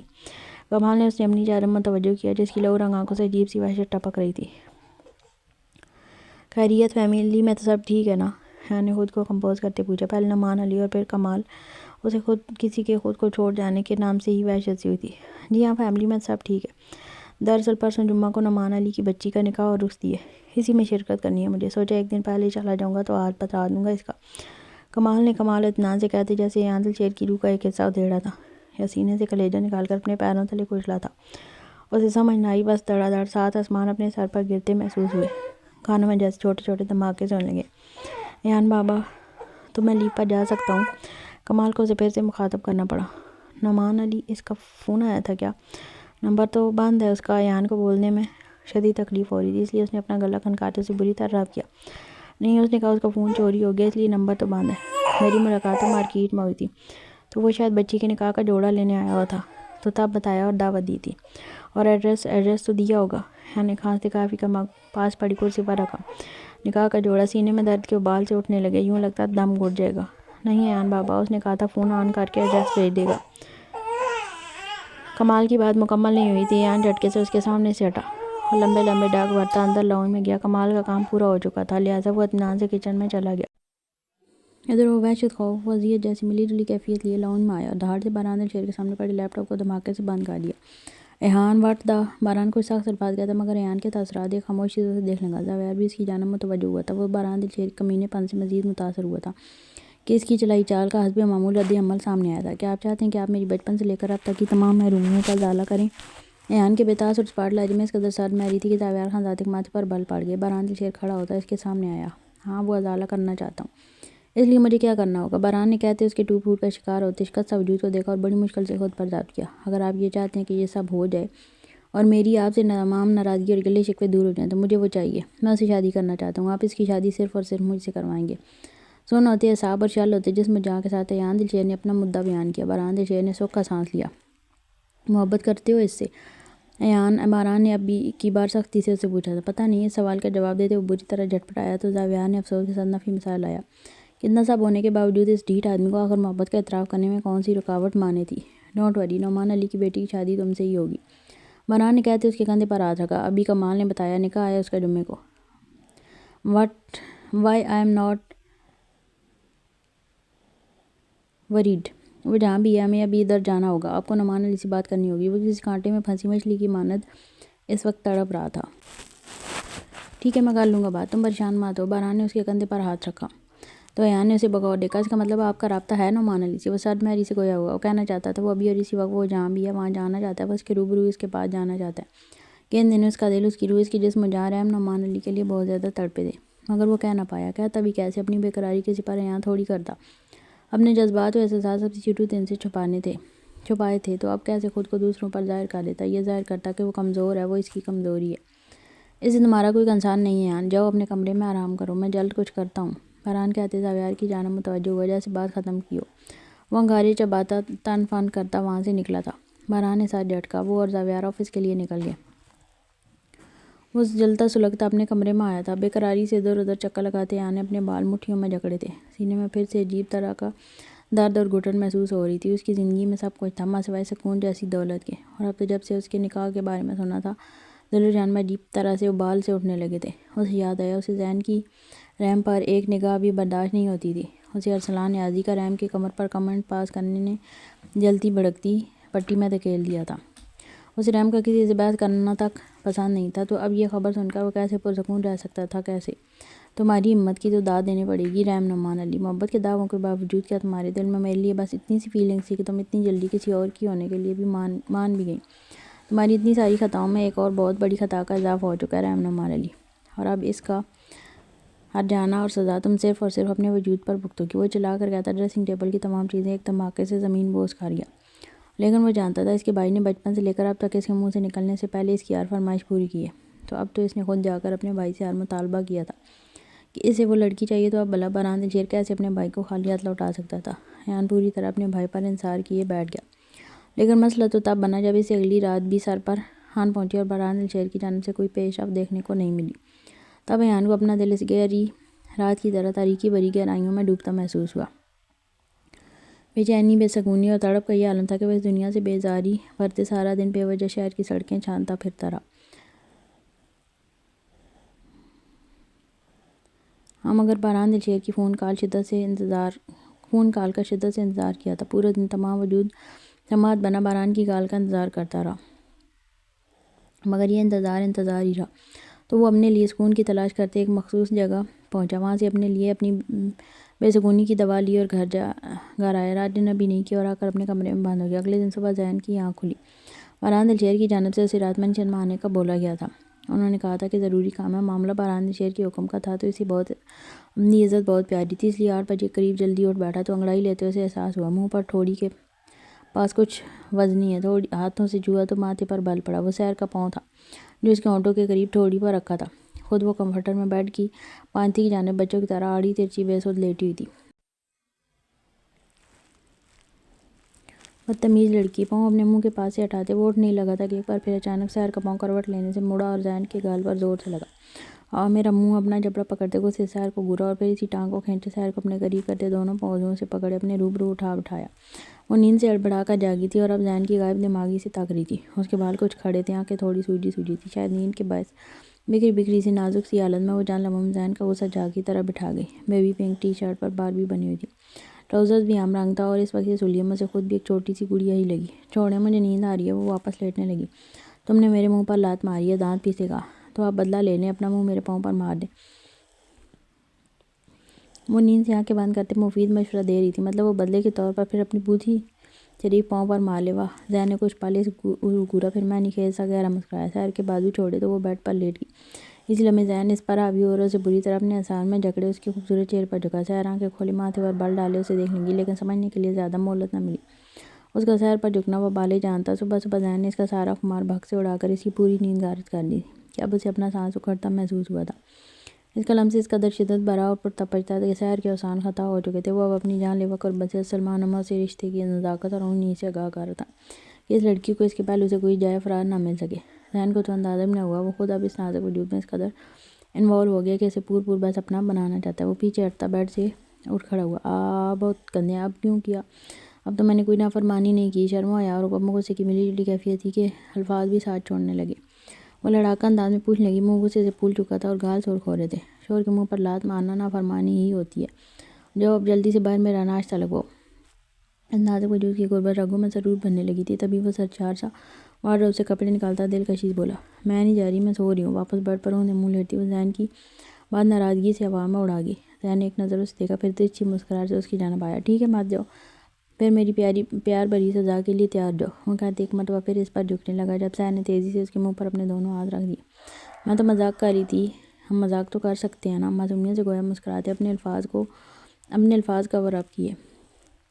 اوہو، پہلے بتانا تھا نا یار کہ مذاق کر رہی ہو، بلا وجہ میں بھی سزا مل جاتی۔ کوئی نہیں، ہم مذاق کر سکتے ہیں، پر تم مذاق کرتے وقت بتا دیا کرو مذاق کر رہی ہو، ورنہ مذاق میں پھر بہت کچھ پیار بھرا ہو جائے گا۔ وہ کندھے اچکاتا واپس وارڈروب کی طرف بڑھ گیا، غصے اور آنکھوں میں نم تاثرات لیے لبوں کو دباتی وہ کمرے سے باہر نکل گئی۔ جب زین کی سخت آواز پر رکی، اس حلیے میں باہر جاؤ گی؟ دماغ خراب ہے تمہارا؟ نہ چاہتے ہوئے بھی لہجہ سخت ہوا تھا۔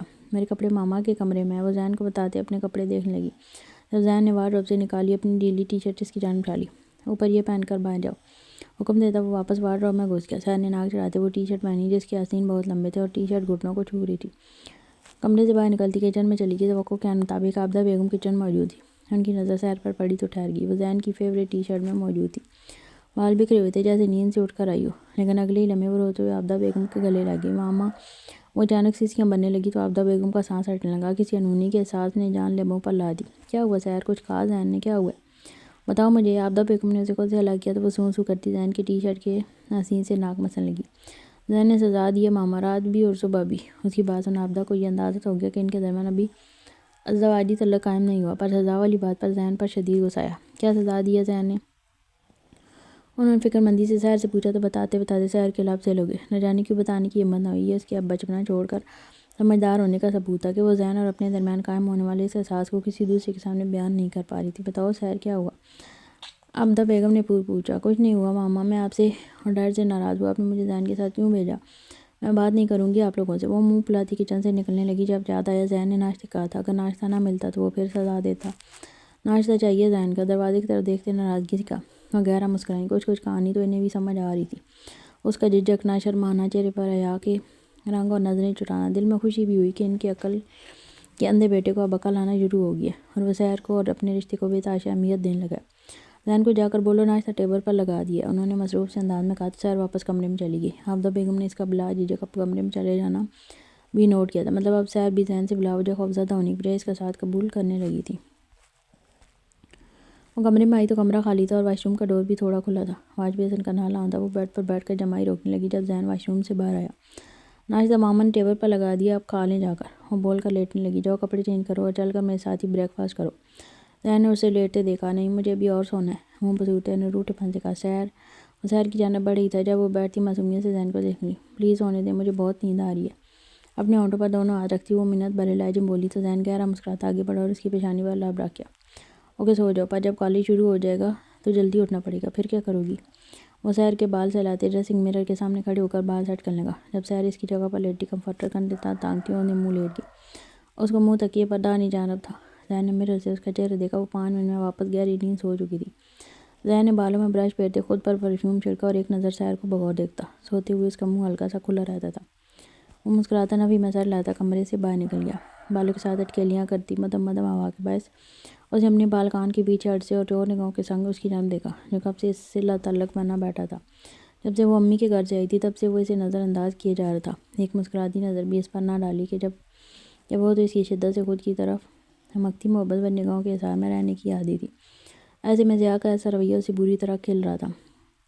کھڑکی ایک بار زور سے بند کیے وہ تیکھے چتونوں سے اس کی جانب بڑھی اور اس کے مقابل کھڑی ہوتی گویا ہوئی۔ آپ مجھے اگنور کیوں کر رہے ہیں؟ اس کی بات پر موبائل پر مصروف زیاء نے اپنا چہرہ اٹھایا اور اس کے سرخ چہرے کو دیکھتے واپس گردن موبائل پر جھکا دی۔ ناراض ہیں کیا؟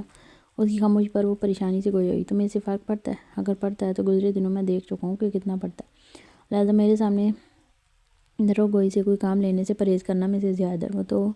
وہ تنزیہ گویا ہوا جس پر نورین کو اپنے گزشتہ دنوں کا اپنا رویہ یاد آیا اور وہ شرمندگی کی گہری کھائیوں میں اترتی چلی گئی۔ وہ اس کا شوہر تھا، کتنا پیار کرتا تھا اسے، کتنا اہم رکھتا تھا اسے، ہر طرح سے وہ ایک اچھے شوہر کی تمام خوبیوں پر پورا اترتا تھا، لیکن وہ کیا کر رہی تھی؟ اسے بالکل کوئی اہمیت نہیں دیتی تھی، اسے اگنور کرتی رہی تھی۔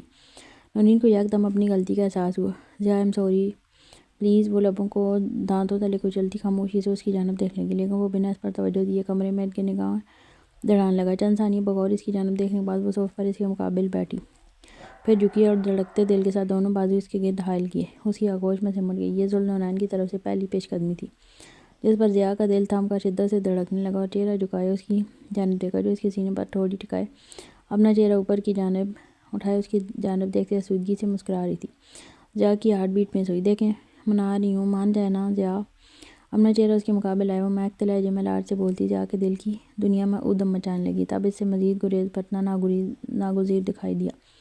ذوالنورین کے لہجے میں مان بول رہا تھا اور اس مان کو برقرار رکھنا ضیا حیدر پر فرض تھا کیونکہ وہ اس کی محبت تھی اور وہ محبت کے تمام اصولوں سے واقف تھا جن میں سے ایک ان دونوں کے مابین رشتے میں مان کو برقرار رکھنا۔ تبھی وہ جھکا اور اس کے ماتھے پر عقیدت سے لب رکھے۔ اگنور مت کیا کرو مجھے مسز، تمہاری اگنورنس میرے دل کو جلاتی ہے۔ وہ اسے اپنے سینے میں شدت سے بھیجتا کھویا ہوا۔ نورین پیارا سے مسکرائی، پھر کچھ سوچتے اس کے ماتھے پر بل نمودار ہوئے اور جھٹکے سے اس کی آغوش سے نکلی۔ میری اگنورنس آپ کا دل جلاتی ہے، مان لیا، لیکن آپ کی ہمت بھی کیسے ہوئی مجھے اگنور کرنے کی؟ لہجے میں خفیف سا غصہ لیے وہ بگڑی، جس پر ضیا نے حیرانگی سے اس کی جانب دیکھا اور پھر اس کی ہردرمی پر ایک آئیبرو اچکا کر اسے دیکھا جیسے کہنا چاہتا ہو سیریسلی جب تم مجھے اگنور کر سکتی ہو تو میں تمہیں اگنور نہیں کر سکتا کیا؟ اس کا لال ببو کا چہرہ دیکھے کندھے اچکانے لگا گویا ہوا آپ مجھے اگنور نہیں کر سکتے، سمجھے آپ؟ اس نے نفی مسائل لایا۔ اور میں ایسا کیوں نہیں کر سکتا؟ کوئی وجہ؟ اب کے ضیا کے لہجے میں اشتیاق سے مٹایا۔ کیا یہ وجہ کافی نہیں کہ میں آپ کی ایک اکلوتی واحد محبت ہوں؟ وہ تفاخر سے گردن اکڑائے کہتے مغرور حسینہ سی تو لگی، وہ گہرا مسکرایا۔ اس کی محبت کا غرور وہ اسی کو دکھا رہی تھی۔ اگر یہ میری محبت ہے تو اتنی دور کیوں کھڑی ہے؟ قریب آؤ، میں ایک بار پھر چکھ کر تو دیکھوں کہ میری محبت میں مزید کتنی مٹھاس آئی ہے۔ خمار آلود لہجے میں زمانیہ سے کہتا وہ اس کے ہاتھ کو جکڑتے اپنی جانب کھینچ گیا اور اپنے پہلو میں آباد کر گیا۔ نورین واضح گھبرائی اور پھر اسے گھورنا چاہا لیکن وہ آنکھ ونک کرتا اس کی سانسوں کو اپنے لمسے میں کھاتے اسے لبوں کی سرخی چٹان لگا۔ ذوالنورین ضیا حیدر کو سمجھ آئی کہ وہ اتنے دنوں سے خود کو کیوں ادھورا اور بیکار سا محسوس کر رہی تھی۔ دراصل ضیا حیدر نے اسے بری طرح اپنا ایڈکٹ بنا ڈالا تھا تو وہ کہہ نہیں سکتی تھی مگر بری طرح اس کی عادی ہوئی تھی۔ ہاں وہ اس کی محبت پر میٹھے الفاظ اور شہد آمیز لمس کے لیے تڑپ رہی تھی۔ میری محبت تو شہد سے بھی زیادہ میٹھی ہے۔ وہ اس کا حیا سے سرخ چہرہ دیکھ شرارتاً اسے چھیڑتے ہوئے بولا جس پر وہ جا کر اس کے سینے میں اپنا چہرہ چھپا گئی۔ ضیا گہرا مسکرایا تھا مگر پھر مسلسل بجتے فون کی جانب پھر سے متوجہ ہوا۔ ضیا نے ذرا سا پیچھے ہٹ کر فون پر جگمگاتا باران دلشیر کا نمبر دیکھا تو نورین کو ذرا سا دور کرتے فون کان کو لگایا اور کال سنتے بیلکنی میں چلا گیا۔ نورین نے خون خواہ نگاہوں سے اس کی یاد موجود اس منحوس فون کو گھورا۔ وہ کال سن کر واپس آیا تب تک وہ احتجاجاً جھنجھلا کر بستر میں لیٹ کر اپنا چہرہ کمفرٹر میں چھپا گئی تھی۔ وہ کمرے میں آیا تو باران دلشیر کی پوری بات سن کر اس کے چہرے پر پریشانی سی تھی۔ اسے صبح باران دلشیر نے ایان کے مینشن بلایا تھا تو اسے وہاں جانا تھا مگر وہ فی الحال تمام پریشانی بلایا پوری طرح اس کی جانب متوجہ ہوا جو اب ناراض سی گٹھڑی بنی کمفرٹر میں دبکی ہوئی تھی۔ وہ مسکراتا اب بہت اچانک اس کے اوپر جھکا تھا۔ ضیا نے کمفرٹر سمیت اس کی گردن کو اپنے بازو میں جکڑا تھا۔ کمفرٹر سمیت ضیا کا پورا وزن نورین پر آیا تو کمفرٹر میں ہی وہ اچھل کود مچانے لگی جس پر ضیا کے کہکے پورے کمرے میں گونجنے لگے تھے۔ یوں جنگلی سانڈ میرا دم گھٹ جائے گا ضیا، یہ کیا بیوتگی ہے؟ وہ مچلی کچھ لمحے بعد ہی اسے نڈھال ہوتے دیکھ ضیا نے اس کے چہرے سے کمبل ہٹایا تو وہ بکھرے بالوں میں چڑیل بنی بری طرح ہانپ رہی تھی اور ضیا کا ہنس کا برا حال ہو رہا تھا۔ وہ ضیا کو خون خواہ نگاہوں سے گھورے گئی تو ضیا نے آنکھ ونک کرتے اس کے ناک پر اپنے لب رکھے۔ بہت کیوٹ لگ رہی ہو قسم سے۔ ضیا نے اس پر جھکتے اس کے چہرے کے تمام نقوش اپنے لمس کے اکسیر سے معتبر کیے تو سکون کے احساس سے آنکھیں موند کی۔ نورین نے مصنوعی غصے سے اس کا گریباں دبوچا۔ اب اس فون کی جانب دیکھا بھی نہ تو میں یہ منحوس توڑ دوں گی، سمجھے آپ؟ وہ گھرائی۔ نہیں جناب، اب تو سر صرف تمہیں دیکھوں گا، تمہیں نہاروں گا، تمہارے وارث صدقے جاؤں گا، وہ شرارت آمیز لہجے میں کہتے اس کے پہلو میں نیند دراز ہوا اور خود پر بھی کمفرٹر پھیلایا تھا۔ نورین نے حیا سے رنگوں سے مزین چہرہ اس کے کشادہ سینے میں چھپایا تو ضیا نے بھی گہرا مسکراتے اسے اپنی مضبوط اثار میں قید کر لیا۔ رات کافی دیر تک باران بڑی بے چینی سے کافی دیر سے ایان مینشن کے اپنے کمرے میں ادھر سے ادھر چکر لگا رہا تھا۔ کل سے اس نے کافی سوچ بچار کی تھی۔ ایک طرف وہ نعمان علی سے ایک قسم کا وعدہ کر چکا تھا کہ اس کی بیٹی پر آنچ تک نہ آنے دے گا اور اس کی بیٹی کی شادی تک کی ذمہ داری اٹھا لی تھی۔ اس نے نعمان علی کو پناہ دی تھی، تحفظ دیا تھا اور اب جب کہ اس نے اپنی بیٹی کے متعلق ایک اہم فیصلہ کرتے اس کی شادی تک طے کر دی تھی تو وہ آخر کیسے اسے جا کر کہتا کہ میں نے جو احسان کیے اس کے بدلے میں میری بات مانو، جو کہ ایک باپ نے اپنی بیٹی کے لیے سنوارا تھا، کیسے جا کر سب کچھ بگاڑ دیتا، کیسے اب ان کی زندگیوں میں مداخلت کرتا اور پھر دوسری جانب اس کا بھائی جس نے اب آج تک اس کے سامنے قبول نہیں کیا تھا کہ وہ اس سے محبت کرتا ہے تو کیسے ایک معصوم لڑکی کو اپنے بھائی کی محض ضد کی بھینٹ چڑھنے دیتا۔ ایان کی جو حالت تھی اسے صاف لگتا تھا کہ وہ اسے کتنی شدت سے چاہتا ہے مگر آخر منہ سے کیوں نہ کہتا تھا۔ وہ جو اپنی زندگی کے فیصلے جھٹپٹ کیا کرتا تھا، اب زندگی کے اس موڑ پر بری طرح تذبذب کا شکار تھا کہ یہ پورا دن اس نے یہی سوچتے گزارے تھے کہ آخر کرے تو کیا کرے۔ ابھی وہ کسی نتیجے پر پہنچتا جب کمال ہمتا اس کے کمرے میں داخل ہوا تھا۔ سر ایان بابا، ان کو بڑی دیر سے ڈنر کے لیے جگا رہا ہوں مگر وہ اٹھ نہیں رہی، مجھے لگتا ہے کوئی گڑبڑ ہے، ضرور ان کی پھر سے طبیعت خراب ہے۔ کمال نے کہتے اس کے پیروں تلے سے زمین کھینچی۔ بہرحال دلشیر کہتا ہے ایان کے کمرے کی جانب لپکا۔ آخر وہ اسے اس حال کے پر چھوڑتا اتنی بڑی لاپرواہی کیسے کر سکتا تھا؟ کہیں اس نے پھر سے وقتی سکون کے لیے تو وہ مضر سے ٹیبلٹ نہیں لے لی تھی۔ اس کے کمرے میں داخل ہوا تو وہ آڑا ترچھا شوز سمیت بیڈ پر لیٹا ہوا تھا۔ بہرحال نے کمال کو ڈاکٹر کو فون کرنے کا اشارہ کیا۔ بہرحال نے ایک گھٹنا بیڈ پر ٹکایا، اس پر جھکا اور اسے کندھوں سے تھام کر جھنجھوڑ ڈالا۔ ایان اٹھو، مجھ سے بات کرو، کیا کیا ہے تم نے اپنے ساتھ؟ تم نے پھر سے وہ ٹیبلٹ لی ہے؟ وہ تیش و اشتعال کی شدت سے داڑھا تھا۔ ایان نے اپنی بھیگے مگر سرد و سپاٹ لال انگارہ کھول کے بہرحال دلشیر کی جانب دیکھا تھا۔ میں تم سے کچھ پوچھ رہا ہوں، ڈیمن اٹ، جواب دو مجھے۔ وہ ایک مرتبہ پھر چل آیا تھا۔ جائیں یہاں سے، مجھے آرام کرنے دے۔ ایان نے بہرحال کے ہاتھ اپنے کندھے سے جھٹکے دے۔ ایان تم میرا ضبط آزما رہے ہو، اب پٹو گے مجھ سے؟ بہرحال دلشیر اسے بیڈ سے نیچے گھسیٹے گھرا کر بولا تھا۔ تب اس کے لبوں پر ایک تلخ ترین درد بھری مسکراہٹ مچلی تھی۔ یہ پٹائی آپ نے بچپن میں کی گئے غلطیوں پر کی ہوتی تو کچھ فائدہ ہوتا، اب کوئی فائدہ نہیں۔ وہ پھر سے اپنے بازو چھڑانے کو جھٹ پڑایا اور اسی کھینچا تانی میں وہ بری طرح لڑکھڑایا تو بہرحال کے مضبوط بازوؤں نے اسے سہارا دیا، مگر وہ بہرحال کے بازوؤں کا سہارا لیتے نیچے کارپیٹ پر بیڈ سے ٹیک لگا گیا۔ بہرحال بھی اپنے جبڑے بھیجتے خود پر ضبط کے پیرے بٹھائے اس کے پاس بیٹھا تھا۔ تب وہ بچوں کی طرح بہرحال کے سینے سے لگ کر رو دیا تھا۔ وہ اب نیم غنودگی میں جانے لگا تھا۔ مجھے محبت کیوں راس نہیں آتی بھائی؟ میں جس سے بھی محبت کرتا ہوں وہ مجھ سے دور کیوں ہو جاتا ہے آخر؟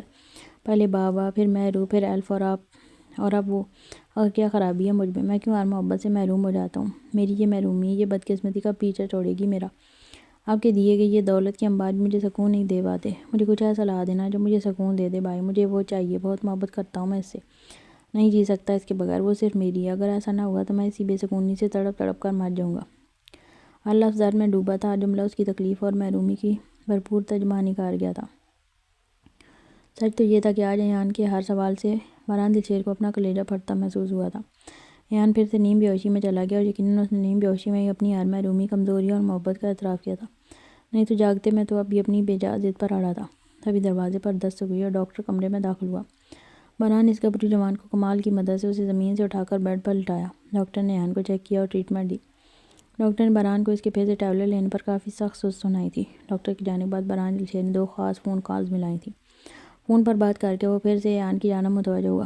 ہاں، اب بہرحال دلشیر کو پھر سے خودگرض ہونا تھا کہ اپنے بھائی کے علاوہ اسے دنیا میں اور کوئی دوسری چیز عزیز نہ تھی، اپنا کیا وعدہ بھی نہیں، اپنی اٹھائی ذمہ داری بھی نہیں۔ اسے اب بس ایان کی خوشی اور سکون چاہیے تھا، چاہے وہ اسے کسی ذریعے سے بھی کسی طرح بھی لے کر دیتا۔ فیصلہ سیکنڈز میں ہوا تھا۔ وہ جو کل سے شش و پنج میں مبتلا تھا کہ آخر کرے تو کیا کرے، اب حتمی فیصلے پر پہنچ چکا تھا۔ وہ کافی دیر تک ایان کے پاس بیٹھا رہا، پھر اسی کے پاس نیم دراز ہو کر سو گیا تھا۔ وہ ساری رات کسی چھوٹے سے بچے کی طرح بہرحال کے سینے سے لگا سویا رہا۔ صبح بہرحال کی آنکھ 7 بجے کے قریب کھلی تھی۔ بہرحال اٹھ کر فریش ہوا اور ڈریس چینج کر کے آیا۔ 9 بجے تک زاویار، ضیاء، زین اور ملک بھی منزل میں پہنچ چکے تھے۔ تقریباً 10 بجے کے قریب ایان پوری طرح بیدار ہوتے اٹھ بیٹھا تھا۔ جاگنے کے بعد بہرحال کو اپنے کمرے میں پا کر وہ چہرے پر گمبھیر سنجیدگی سے سجائے کپڑے لیے واش روم گھس گیا اور فریش ہو کر باہر آیا۔ جانتا تھا اب بہرحال دلشیر سے عزت افزائی بھری کلاس لگے گی، مگر تبھی روم میں زاویار، ضیاء، زین اور ملک کو دیکھ کر وہ پل بھر کو حیران ہوا تھا۔ ساتھ ہی کمال اس کے کمرے میں ہی ناشتے کی ٹرے لیے چلا آیا۔ تب اس کی یہ مشکل اور حیرانی بہرحال نہیں دور کی۔ ایان، ہم سب بریک فاسٹ کر چکے ہیں، تم بھی جلدی سے ہیلدی سا بریک فاسٹ کرو، تمہارے نکاح کے لیے نکلنا ہے ہمیں، وی آر گیٹنگ لیٹ، اور اگر کچھ خاص تیاری کرنی ہے تو ضیاء کے ساتھ سیلون چلے جاؤ، آدھا گھنٹہ ہے تمہارے پاس، اس سے زیادہ نہیں۔ بہرحال نے فون میں مصروف انداز میں ہی لاپرواہی سے کہا تو ایان کا دل کانوں میں دھڑکا تھا۔ بے یقینی سے بہرحال دلشیر کی جانب دیکھا، مگر وہ تو زاویار کو اشارہ کرتے کمرے سے باہر نکل گیا تھا۔ اب رحم کے لیے اتنا وبال مچا کر ایسے منہ میں دہی کیوں جما لیے؟ اب جلدی کرو یار، زین نے شرارت بھرے لہجے میں کہا تو ایان کے ماتھے پر خود بخود بال آئے تھے۔ تمیز سے نام لو زین، وہ خواہ مخواہ چڑھ کر بولا تو سب کا کہکہ بے ساختہ تھا، مگر وہ اب بھی جیسے جلتے توے پر بیٹھا تھا۔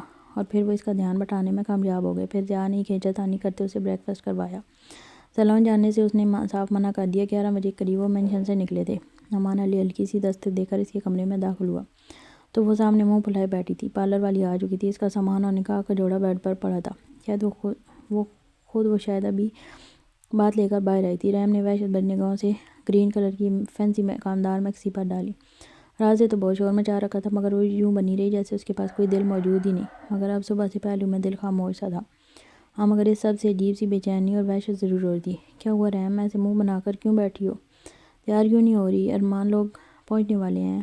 نعمان علی نے کہا تو اس نے جھنجلا کر اپنے بابا کی جانب دیکھا.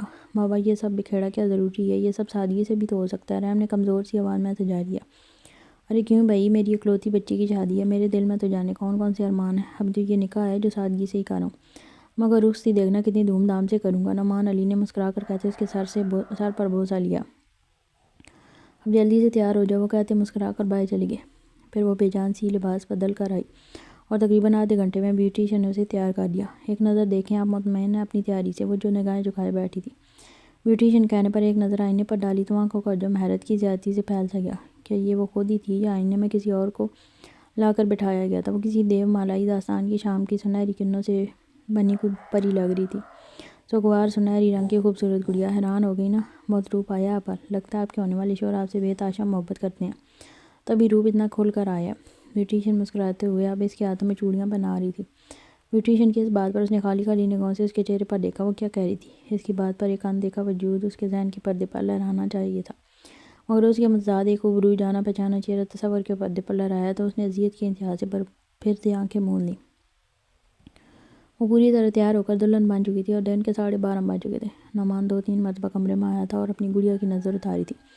اس نے تو جی بھر کر اپنی جگر کے ٹکڑے کو دیکھا تک نہیں تھا کہ مبادا سے اس کی نظر ہی نہ لگ جائے. بیوٹیشین ابھی اس کی تیاری مکمل کر کے نکلی تھی. اب انتظار طویل تر ہوتا جا رہا تھا. رحم کو اب عجیب سی بے چینی سی ہونے لگی تھی، جیسے کوئی انہونی ہونے والی ہو، جیسے کچھ عجیب سا ہونے والا.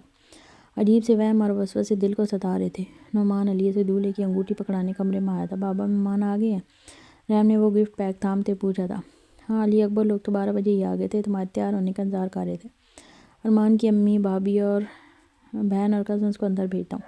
کب کی منظر ہے، میں نے ہی روک رکھا تھا. نعمان علی نے تفصیل بتائی تو اس نے الجھ کر اپنے بابا کی جانب دیکھا. نعمان علی کو اس کی الجھن سمجھ آئی تھی. وہ دراصل رات بہرام دلشیر کا فون آیا تھا اور ان کے ایک خاص دوست بھی نکاح میں شریک کریں گے. اتنے بڑے آدمی ہیں پھر بھی نکاح میں شرکت کرنا چاہتے ہیں. مجھے تو ان کی شخصیت کے اس نرم پہلو نے بہت متاثر کیا ہے. بس انہیں کے آنے کی دیر ہے. انہوں نے کہا تھا ان کی شرکت کے بغیر کوئی رسم ادا نہ کی جائے. نعمان علی نے کہا تھا اور اس نے سمجھنے والے انداز میں اسفاد میں سر ہلا دیا. تبھی کمرے میں ارمان کی امی، بھابھی اور بہن اور 1-2 اور کزنس چلی ہیں. وہ کافی ملنسار تھیں. آتے ہی رحم سے گھل مل گئی. نعمان علی باہر چلا گیا. اماں سے زیادہ خوش ارمان کی امی نظر آنی تھی جو رحم کے وارے صدقے چلی جا رہی. تقریباً سب نے اس کی بہت زیادہ تعریف کی تھی. کچھ دیر بعد ارمان کی بھابھی کا بچہ اندر آیا جس نے ان کو رحم کو باہر لانے کہا. ارمان کی امی اور بھابھی نے دونوں جانب سے اسے تھاما. بائسکی سے اسے لیے باہر لان میں لے آئیں. پورے لان کو خوبصورت سفید پھولوں سے سجایا ہوا تھا اور لان کے درمیان میں دولہا دلہن کے آمنے سامنے بیٹھنے کے لیے روایتی طریقے کے مطابق سفید جالی اور پھولوں سے ایک دیوار سی بنا رکھی تھی. رحم کو لا کر باہر جالی کے اس طرف صوف پر بٹھایا گیا. نعمان علی اس کے پاس آیا اور اس کے سر پر ہاتھ رکھا. یہ وہی لمحہ تھا جب بہرام دلشیر اور زاویار نے لان میں قدم رکھا. وہ لوگ 2 گاڑیوں میں فارم ہاؤس پہنچے تھے. فارم ہاؤس کے طویل ترین ڈرائیو وے پر ان کی مرسڈیز رکی تھی. ایک گاڑی ایان نے خود ڈرائیو کی تھی اور اب وہ ماتھے پر بے شمار بال ڈالے پورچ میں کھڑی آئی ایس کو غصے سے گھور رہا تھا. تبھی بہرام دلشیر اس تک آیا تھا. چلو اندر چلو. وہ لوگ اس کی گاڑی سے اترنے کے منتظر تھے. مگر آپ جائیں، نعمان علی سے بات کیجیے. جو مہمان اندر ہیں انہیں صحیح سلامت عزت سے رخصت کریں. مجھے وقت دیں، میں کچھ دیر میں آتا ہوں اندر. وہ سگریٹ سلگا کر لبوں میں دباتا بولا تھا. اب یہ کیا نیا ڈرامہ ہے ایان؟ مجھے تمہاری سمجھ نہیں آتی. آخر تم چاہتے کیا ہو؟ زیاد جھنجلا کر بولا تھا. تم کیا چاہتے ہو زیاد؟ میں اپنی شادی والے دن میرے ہاتھوں سے ایک عدد قتل ہو جائے تو ٹھیک ہے. میں چلتا ہوں اندر. وہ ڈرائیونگ سیٹ سے نیچے اترا تھا اور یقیناً وہ اندر موجود ایک انچاہے دولہے کی بات کر رہا تھا. زیاد نے دیکھا اس کی بلیک شیروانی کی جیب میں اس کی لائسنس یافتہ پسٹل اٹکی ہوئی تھی. وہ اب سب اس کا اشارہ سمجھ چکے تھے. بہرام دلشیر نے غصے سے سر ہلاتے اسے وہیں رکنے کا اشارہ کیا. وہ اب فارم ہاؤس کی بیک سائڈ پر موجود گرین ہاؤس کی جانب جاتا نظر آیا تھا انہیں. وہ سب اسے وہیں چھوڑ اندر آئے تھے. لاؤنج میں قدم رکھتے ہی ایک الگ ہی نظارہ دیکھنے کو ملا تھا. نعمان علی نے بڑی محنت کی تھی لاؤنج پر اور اس کی خوشی چھپائے نہیں چھپ رہی تھی. نعمان علی نے آگے بڑھ کر گرم جوشی سے بہرام دلشیر اور زاویار سے مصافحہ کیا. کیونکہ وہ اکبر علی کو بھی اپنے مالکان کے بارے میں بتا چکا تھا تو وہ بھی ان سے گرم جوشی سے ملا تھا. مگر نعمان علی کو بہرام دلشیر کی غیر معمولی سنجیدگی دیکھ کر کچھ کھٹکا تھا. رحم نے بھی ایک نظر اٹھا کر دیکھا تو بہرام دلشیر اس کی جانب ہی دیکھ رہا تھا. پھر رحم کی نظر اس کے عقب میں آتے ضیاء، زین اور ملک پر پڑی تھی. اچانک ان سب نے، خاص کر ضیاء نے، رحم کے لیے بے تحاشا خوبصورت پرکشش فک ہوئے چہرے کے تمام رنگ اڑتے محسوس کیے تھے. یعنی کہ اس احساس کے تحت اس کا پورا وجود پھیکا پڑتا سفید سا پڑ گیا تھا. وجہ ضیاء، زین اور ملک کی یہاں موجودگی تھی. انہیں یہاں دیکھا تو نعمان علی کے چہرے کی مسکراہٹ بھی غائب ہوئی تھی کہ آخر ایان دلشیر کے ہر دوست سے اچھے سے واقفیت جو حاصل تھی. بہرام دلشیر نعمان علی کے مقابل آیا تھا. سب کے چہرے فاق ہوئے کہ سب کو ہی کچھ غیر معمولی ہونے کا احساس ہو چکا تھا، کیونکہ رحم بھی بے اختیاری اپنی جگہ سے اٹھی تھی اور تقریباً اپنے آپ کو اپنے بابا کی پشت پر چھپا سا لیا تھا۔ کیا بات ہے سر، سب خیریت تو ہے نا؟ یوں لگتا ہے جیسے کوئی بات ہوئی ہے، اور بابا کے دوستوں کی یہاں اس وقت موجودگی بھی مجھے سمجھ نہیں آئی۔ نعمان علی نے سنجیدگی سے باران کو دیکھ کے پوچھا۔ باران نے اپنے جبڑے بھینچے اور آگے بڑھ کر رحم کے سر پر ہاتھ رکھا تو وہ سہم کر اپنے بابا کے سینے سے لپٹ گئی اور نعمان علی کے سینے میں اپنا چہرہ چھپا لیا۔ بیٹا آپ اندر جاؤ، ہمیں آپ کے بابا سے کوئی خاص بات کرنی ہے، باران نے کہا تھا، مگر اس کی بات پر رحم نے ایک مرتبہ بھی غلطی سے اس شخص کی جانب نہیں دیکھا تھا، بلکہ وہ تو مسلسل اپنے بابا کے چہرے کی جانب دیکھے گی، جیسے ان کے منہ سے نکلے الفاظ یا حکم کے منتظر ہو، جیسے جو اس کے بابا کہیں گے وہ صرف اور صرف وہی کرے گی۔ ہمیں بہت ضروری بات کرنی ہے آپ سے، لیکن اس نکاح سے پہلے اگر بات اتنی ضروری نہ ہوتی تو کبھی اس تقریب میں مداخلت نہ کرتے۔ اب کے بعد زاویار خانزادہ نے نعمان علی کے کندھے پر ہاتھ رکھتے ہوئے کہا تھا۔ رحم گڑیا اندر جاؤ، میں لینے آؤں گا ابھی کچھ دیر تک، نعمان علی نے کہا تھا، مگر وہ ان سے یوں ہی میلے میں گم ہوئی بچی کی طرح چمٹی رہی تو نعمان علی خود آہستگی سے اسے کمرے میں چھوڑ آیا تھا۔ کچھ دیر بعد نعمان علی باہر آئے تو باران دلچیر سے اوپر خود پر گمبھیر سنجیدگی طاری کیے بیٹھا تھا۔ سارے دولہے والے بھی منظر تھے کہ اتنا بڑا آدمی آخر یہاں اس معمولی سی تقریب میں کیوں اور کس لیے آیا ہے۔ باران دلچیر اور زاویار خانزادہ کو یہاں کون نہیں جانتا تھا، سبھی تو ان کے سٹیٹس، ان کی حیثیت سے واقف تھے، تبھی مروب سے وہاں خاموشی سے بیٹھے تھے۔ ان سب میں جو سب سے بے قرار تھا وہ دولہا ارمان اکبر تھا، جس کا نکاح بلا وجہ ان لوگوں کی وجہ سے تاخیر کا شکار ہو رہا تھا۔ نعمان علی باران کے روبرو آیا تھا۔ نعمان علی، مجھے تنہائی میں تم سے بات کرنی ہے، باران نے کہا اور اپنی ملازمہ کو اشارہ کیا تو وہ تمام مہمانوں کو ڈرائنگ روم میں لے گئی، مگر علی اکبر وہیں بیٹھا رہا۔ علی اکبر میرے بچپن کا دوست ہے، بہت گہری دوستی ہے ہمارے ہر دکھ سکھ کا ساتھی ہے یہ، آپ اس کے سامنے مجھ سے بات کر سکتے ہیں سر، نعمان علی نے سہولت سے کہا تھا۔ اب وہ آمنے سامنے پر جمع تھے، ضیاء، زین اور ملک بھی وہیں بیٹھے تھے۔ باران نے زاویار کی جانب دیکھا جیسے کہنا چاہتا میری مشکل حل کرو یار۔ تب زاویار نے اپنا گلا کھنکارا تھا۔ نعمان علی، دراصل بات یہ ہے کہ انتل شیر تمہاری گڑیا سے محبت کرتا ہے اور اسی سے شادی کرنا چاہتا ہے۔ یہ بات آپ لوگوں کے جانے کے بعد اس نے ہمیں دیر سے بتائی، جس کے لیے ہم بہت زیادہ معذرت خواہ ہیں، مگر اب ہم چاہتے ہیں کہ رحم کا نکاح یہاں سے ہو، کیونکہ وہ اسے بہت زیادہ چاہتا ہے۔ زاویار نے بات مکمل کی اور نعمان اور علی اکبر کے سروں پر گویا بم پھوٹا۔ نعمان علی دم بخود سا رہ گیا۔ تب اس نے شکایتی نگاہوں سے باران دلشیر کی جانب دیکھا۔ باران دلشیر کے چہرے پر ناقابل فہم سے تاثرات تھے۔ تب نعمان علی نے ایک نظر علی اکبر کی جانب دیکھا تھا، جس نے نظروں ہی نظروں میں سے تسلی دی کہ اب ٹھیک ہو جائے گا، لیکن جس تکلیف سے میری بچی گزری ہے، میرا نہیں خیال وہ ایان بابا کا ساتھ اب قبول کرے گی۔ ایان بابا نے اس کا رشتہ دھتکار دیا تھا، اس نے نہیں، اور اب جب اس کا نکاح ہونے والا ہے تو یہ سب زاویار اور باران کو اندازہ نہیں تھا کہ نعمان علی اکبر کے سامنے بے تاثر سے لہجے میں ماضی کی باتیں یوں دہرا دے گا، مگر جو اس کے دل میں تھا وہ بیان کر دیا۔ باران دلشیر نے پہلو بدلا۔ زاویار پھر سے نعمان علی سے مخاطب ہوا۔ نعمان علی، وہ اپنی کی تمام غلطیوں پر پشیمان ہے، وہ سب ٹھیک بھی کر دے گا، اسے ایک موقع دو۔ میرا نہیں خیال کہ گڑیا کو اس سے زیادہ کوئی خوش رکھ پائے گا۔ تمہارے دوست کے بیٹے کو کوئی بھی اچھی سے اچھی لڑکی مل جائے گی، کیونکہ وہ رحم میں ذاتی طور پر انوالو نہیں ہے، مگر ایان دلشیر کی زندگی تمہارے سامنے ایک کھلی کتاب کی مانند گزری ہے۔ وہ کچھ پرسنل وجوہات کی وجہ سے ہمیشہ لڑکیوں سے دور رہا، اگر کسی کی جانب متوجہ ہوا ہے تو صرف رحم نعمان علی ہے، وہ ذاتی طور پر اس میں انوالو ہو چکا ہے، رحم نعمان علی کے بعد اس کی زندگی میں کوئی بھی نہیں آ سکتی، یہ تم اچھے سے جانتے ہو، اور پھر اس کا سٹیٹس، گڑیا کا مستقبل محفوظ رہے گا۔ اس کے بعد اللہ تعالیٰ کے کرم سے دنیا کی ہر وہ نعمت موجود ہے جو ہر باپ اپنی بیٹی کے لیے خواہش کرتا ہے۔ زاویار نے طویل تر گفتگو کے بعد خاموشی اختیار کی تھی۔ ایسے سونے کا کیا فائدہ سر جو کان کاٹتا ہو؟ زاویار کی سٹیٹس والی بات پر نعمان علی نے تلخی سے کہا تھا، میری گڑیا ایان بابا کی وجہ سے کتنی تکلیف سے گزری، کتنا روئی ہے، یہ کوئی نہیں جانتا، میں کیسے مان لوں کہ ایان بابا سے خوش، اس کی گارنٹی میں تمہیں دیتا ہوں نعمان علی، وہ خوش رہے گی، میں کبھی اسے کوئی تکلیف نہیں دوں گا۔ باران دلشیر نے نعمان علی کی بات کاٹی تھی اور پھر وہ بولتا چلا گیا۔ باران دلشیر کی آنکھوں میں ایک ایسا تاثر تھا کہ نعمان علی نے علی اکبر کی جانب بیچارگی بھری نظر ڈالی تھی۔ تم کھلے دل سے اپنی بچی کے لیے اپنا فیصلہ لو نعمان، تمہیں جو گڑیا کے لیے بہترین لگتا ہے اسے اس کے لیے منتخب کرو، میری فکر مت کرو، میں کل بھی تمہارا دوست تھا اور ہمیشہ رہوں گا، تمہارے کسی فیصلے کا اثر ہماری دوستی پر نہیں پڑے گا، ہماری دوستی ویسے ہی برقرار رہے گی، تم اچھی طرح سوچ سمجھ کر فیصلہ لو۔ علی اکبر، جو نعمان علی کے مالکان کی نگاہوں میں اچھی طرح پڑ چکا تھا کہ اب وہ واقعی تنہائی میں اس سے بات کرنا چاہتے ہیں، وہ اٹھا اور نعمان علی کندھے پر ہاتھ رکھ کر اسے تسلی دیتا وہاں سے ڈرائنگ روم میں چلا گیا تھا۔ پیچھے اب باران پوری طرح نعمان علی کی جانب متوجہ ہوا تھا، اور پھر باران دلشیر اور نعمان علی کے بیچ جو بھی بات ہوئی، نعمان علی نے اس کے بعد ایان دلشیر کی حق میں فیصلہ دے دیا تھا۔ اس نے جا کر علی اکبر کو اپنے فیصلے سے آگاہ کیا تو علی اکبر خاموشی سے اپنی فیملی کے ہمراہ وہاں سے واپس لوٹ گیا۔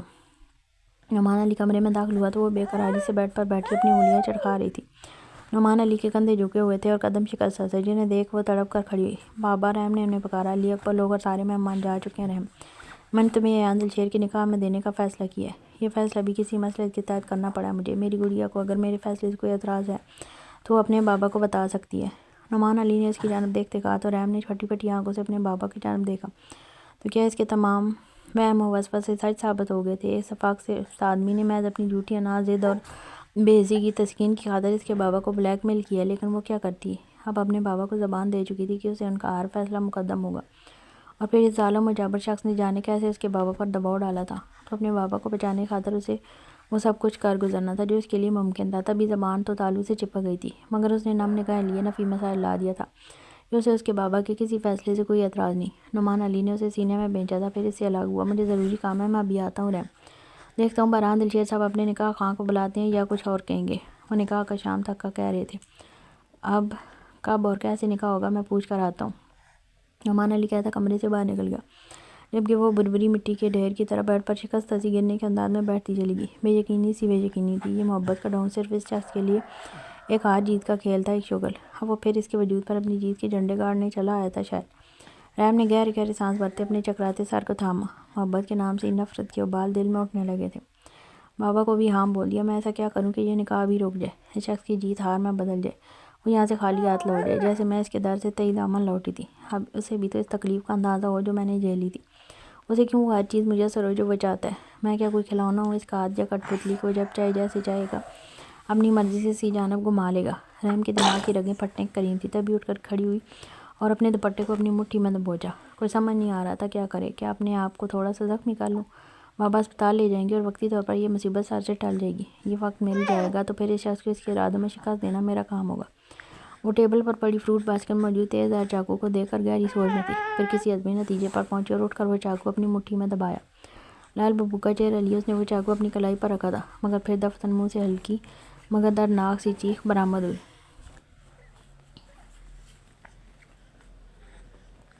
وہ اپنی گاڑی سے ٹیک لگائے کھڑا سگریٹ پھونک رہا تھا جب ضیاء اس کے پاس چلا آیا۔ راحت یوسف کے مقابلے میں اب قدرے وہ پرسکون سا نظر آ رہا تھا۔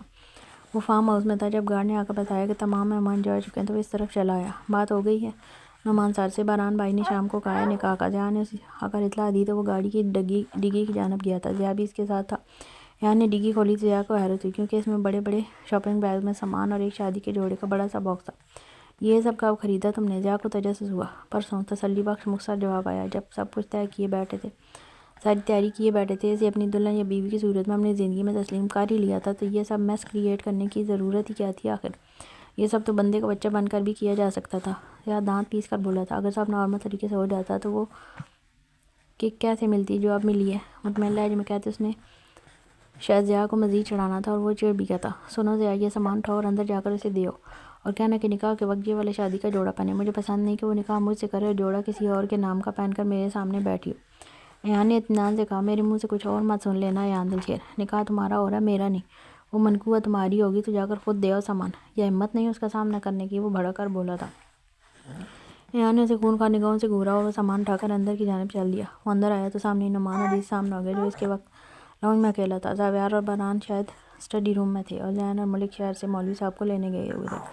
السلام علیکم۔ ایان نے نعمان علی کو سلام کیا، جس کا منہ میں ہی نعمان علی نے جواب دیا۔ اس کی آنکھوں میں ایان دلشیر کو واضح طور پر غصہ اور شدید ناراضگی دکھائی دی تھی۔ وہ یہ سامان مجھے رحم کو دینا تھا۔ ایان کے لہجے میں پہلی مرتبہ نعمان علی کو واضح جھجک سی محسوس ہوئی تھی۔ آپ یہ یہاں رکھ دیں، میں پہنچا دوں گا اندر۔ نعمان علی نے سرد مہری سے کہا تھا، تب ایان نے اپنے لب بھینچے تھے۔ مجھے اس سے بات کرنی تھی، کچھ باتوں کی وضاحت دینی تھی، اور معافی بھی مانگنا چاہتا ہوں، اس لیے کیا میں تھوڑی دیر کے لیے اسے مل سکتا ہوں؟ ایان دلشیر نے پہلی مرتبہ نعمان علی سے ملتجی لہجے میں بات کی تو نعمان علی نے ناچار آہستگی سے سر ہلایا۔ ایان نے گہرا ترین سانس بھرا۔ وہ دھڑکتے دل اور سون ہوتے دماغ کے ساتھ اس کمرے میں داخل ہوا، مگر اگلا منظر دیکھ ایان دلشیر کے دماغ میں چھوٹے چھوٹے دھماکے سے ہونے لگے۔ وہ شاپنگ بیگ زمین پر پھینکتا اس کی جانب لپکا تھا۔ رحم اپنی کلائی پر وہ چاقو پھیر لیتی جب ایان نے بجلی کی سی تیزی سے اس کا دایاں ہاتھ جس میں چاقو تھا وہ اپنے ہاتھ میں جکڑ کر اس کی پشت سے لگایا۔ رحم کے منہ سے ہلکی سی چیخ برآمد ہوئی تھی، مگر اس نے دوسرا ہاتھ اس کے بائیں کندھے پر جما کر اس کی پشت اپنے سینے سے لگائی۔ ایان دلشیر کے سینے میں جو بھڑکتا الاؤ سا تھا، جیسے اس پر ٹھنڈے پانی کے چھینٹے پڑے تھے۔ وقت جیسے تھم سا گیا تھا۔ اس نازک وجود کے لمس کا احساس رگوں میں سرور بننے لگا تھا۔ اتنے دنوں کے بعد بے قرار دل کو قرار تھا، مگر اس نے نوٹ کیا تھا مقابل سجا سنورا نازک سا وجود جس پر مکمل اور اس کے بس میں اس کے اظہار میں تھا، وہ ایک دم ساکت ہو گیا تھا۔ وہ خوف و وحشت سے اپنا سانس تک روک گئی تھی۔ میں نکاح سے پہلے تمہیں چھونا نہیں چاہتا تھا مگر تم نے مجھے مجبور کیا۔ وہ اس کے کان کے قریب پھنکارا تھا۔ رحم کی آواز بری طرح رو رہی تھی لیکن اپنی پوری طاقت لگا کر بھی جھٹپٹائی تب بھی اس چٹان شخص سے اپنا آپ نہیں چھڑوا پائی۔ ایان نے دوبارہ ایک بھی لفظ اپنے منہ سے نہ نکالا تھا بلکہ آنکھیں موند کر ایک گہرا سانس اپنے اندر کھینچا تھا کہ اس وجود کے ہجر میں تڑپ تڑپ کر اب اس کی خوشبو اپنے سانسوں میں اتار کر ہی دل میں سکون اترا تھا۔ وہ اس سے ہم کلام نہیں ہو رہی تھی مگر ابھی بری طرح جھٹپٹا رہی تھی۔ تمہاری یہ خاموشی صرف وصل کے لمحات میں مجھے سکون دے سکتی ہے رحم نعمان علی، لیکن ابھی میں تمہاری آواز سننا چاہتا ہوں۔ بھاری گمبھیر لہجے میں کی گئی بے باک اور گستاخ سی سرگوشی نے رحم کے تن بدن میں ایک اندھے کی آگ سی بھڑکا دی تھی۔ تبھی وہ اللہ کے بل چلائی تھی۔ بابا بچائیں مجھے، نعمان علی کمرے کے باہر محسوس کر کے رحم نے چلا کر کہا تو ایان نے بھی بکھلا کر اسے اپنی گرفت سے آزاد کیا تھا، جبکہ رحم کی چیخ سن کر باہر کھڑے نعمان علی اور بارہان دلشیر فوراً سے پہلے کمرے میں آئے تھے۔ اگلا منظر انتہائی غیر متوقع تھا۔ وہ پھوٹ پھوٹ کر روتی نعمان علی کے سینے میں چھپی تھی۔ ایان دلشیر خواہ مخواہ خفت و سبکی کا شکار ہوا کہ سچویشن کے مطابق جیسے اس نے کچھ کیا تھا، کیونکہ بارہان دلشیر اب غصے اور ملامت سے اسے گھور رہا تھا۔ ایان تم ابھی یہاں اس روم میں کیا کر رہے ہو؟ بارہان دلشیر کی اصیلی کراہٹ پر ایان جذبت ہوا۔ وہ ایان دلشیر تھا جو کسی کو وضاحت نہیں دیا کرتا تھا، لیکن اس آکورڈ سی صورتحال میں اس نے جلدی سے اپنا منہ کھولا۔ نعمان علی کی پرمش ازیہ سامان دینے یہاں آیا تھا، اس سے بات کرنے، مگر معتمہ یہاں سوسائڈ کرنے کی کوشش کر رہی تھی۔ وہ اب چہرے پر سنجیدگی طاری کیے ان کے سامنے اپنے ہاتھ کر گیا جس میں اس نے رحم سے چاقو چھین کر پکڑا ہوا تھا۔ اس کی بات پر نعمان علی نے بے یقینی سے اس کا چہرہ اپنے سینے سے نکالا تھا۔ رحم کیا یہ سچ ہے؟ نعمان علی نے صدمے کی حالت میں اسے دریافت کیا تھا۔ تب وہ مجرم سی بنی، پھر سے شدت سے روتے اس کے سینے میں اپنا چہرہ چھپا گیا۔ وہ کیا کہہ رہی تھی؟ کم از کم اس وقت ان لوگوں کے سامنے اپنے بابا کو وضاحت نہیں دے سکتی تھی۔ تبھی پھر سے اپنا چہرہ چھپا لیا۔ مجھے اپنی بچی سے یہ امید نہیں تھی رحم۔ نعمان علی کا لہجہ شکوہ بھرا تھا۔ رحم کا ہچکیاں لیتا وجود مزید بکھرنے لگا، جبکہ ایان دلشیر کی نگاہیں اس پر سے ہٹ نہیں رہی تھی۔ اب یہ نکاح ابھی اور اسی وقت ہوگا بھائی، میں مزید ویٹ نہیں کرنا چاہتا۔ ذہن کا میسج آیا، وہ لوگ پہنچ گئے ہیں، بیوٹیشین بھی ڈرائنگ روم میں موجود ہے۔ وہ کہتا فی الحال بڑی مشکل سے اس پر سے نگاہیں ہٹا کر بارہان دلشیر کو شادی کے جوڑے والے باکس کی جانب اشارہ کرتا کمرے سے فوراً باہر نکل گیا تھا۔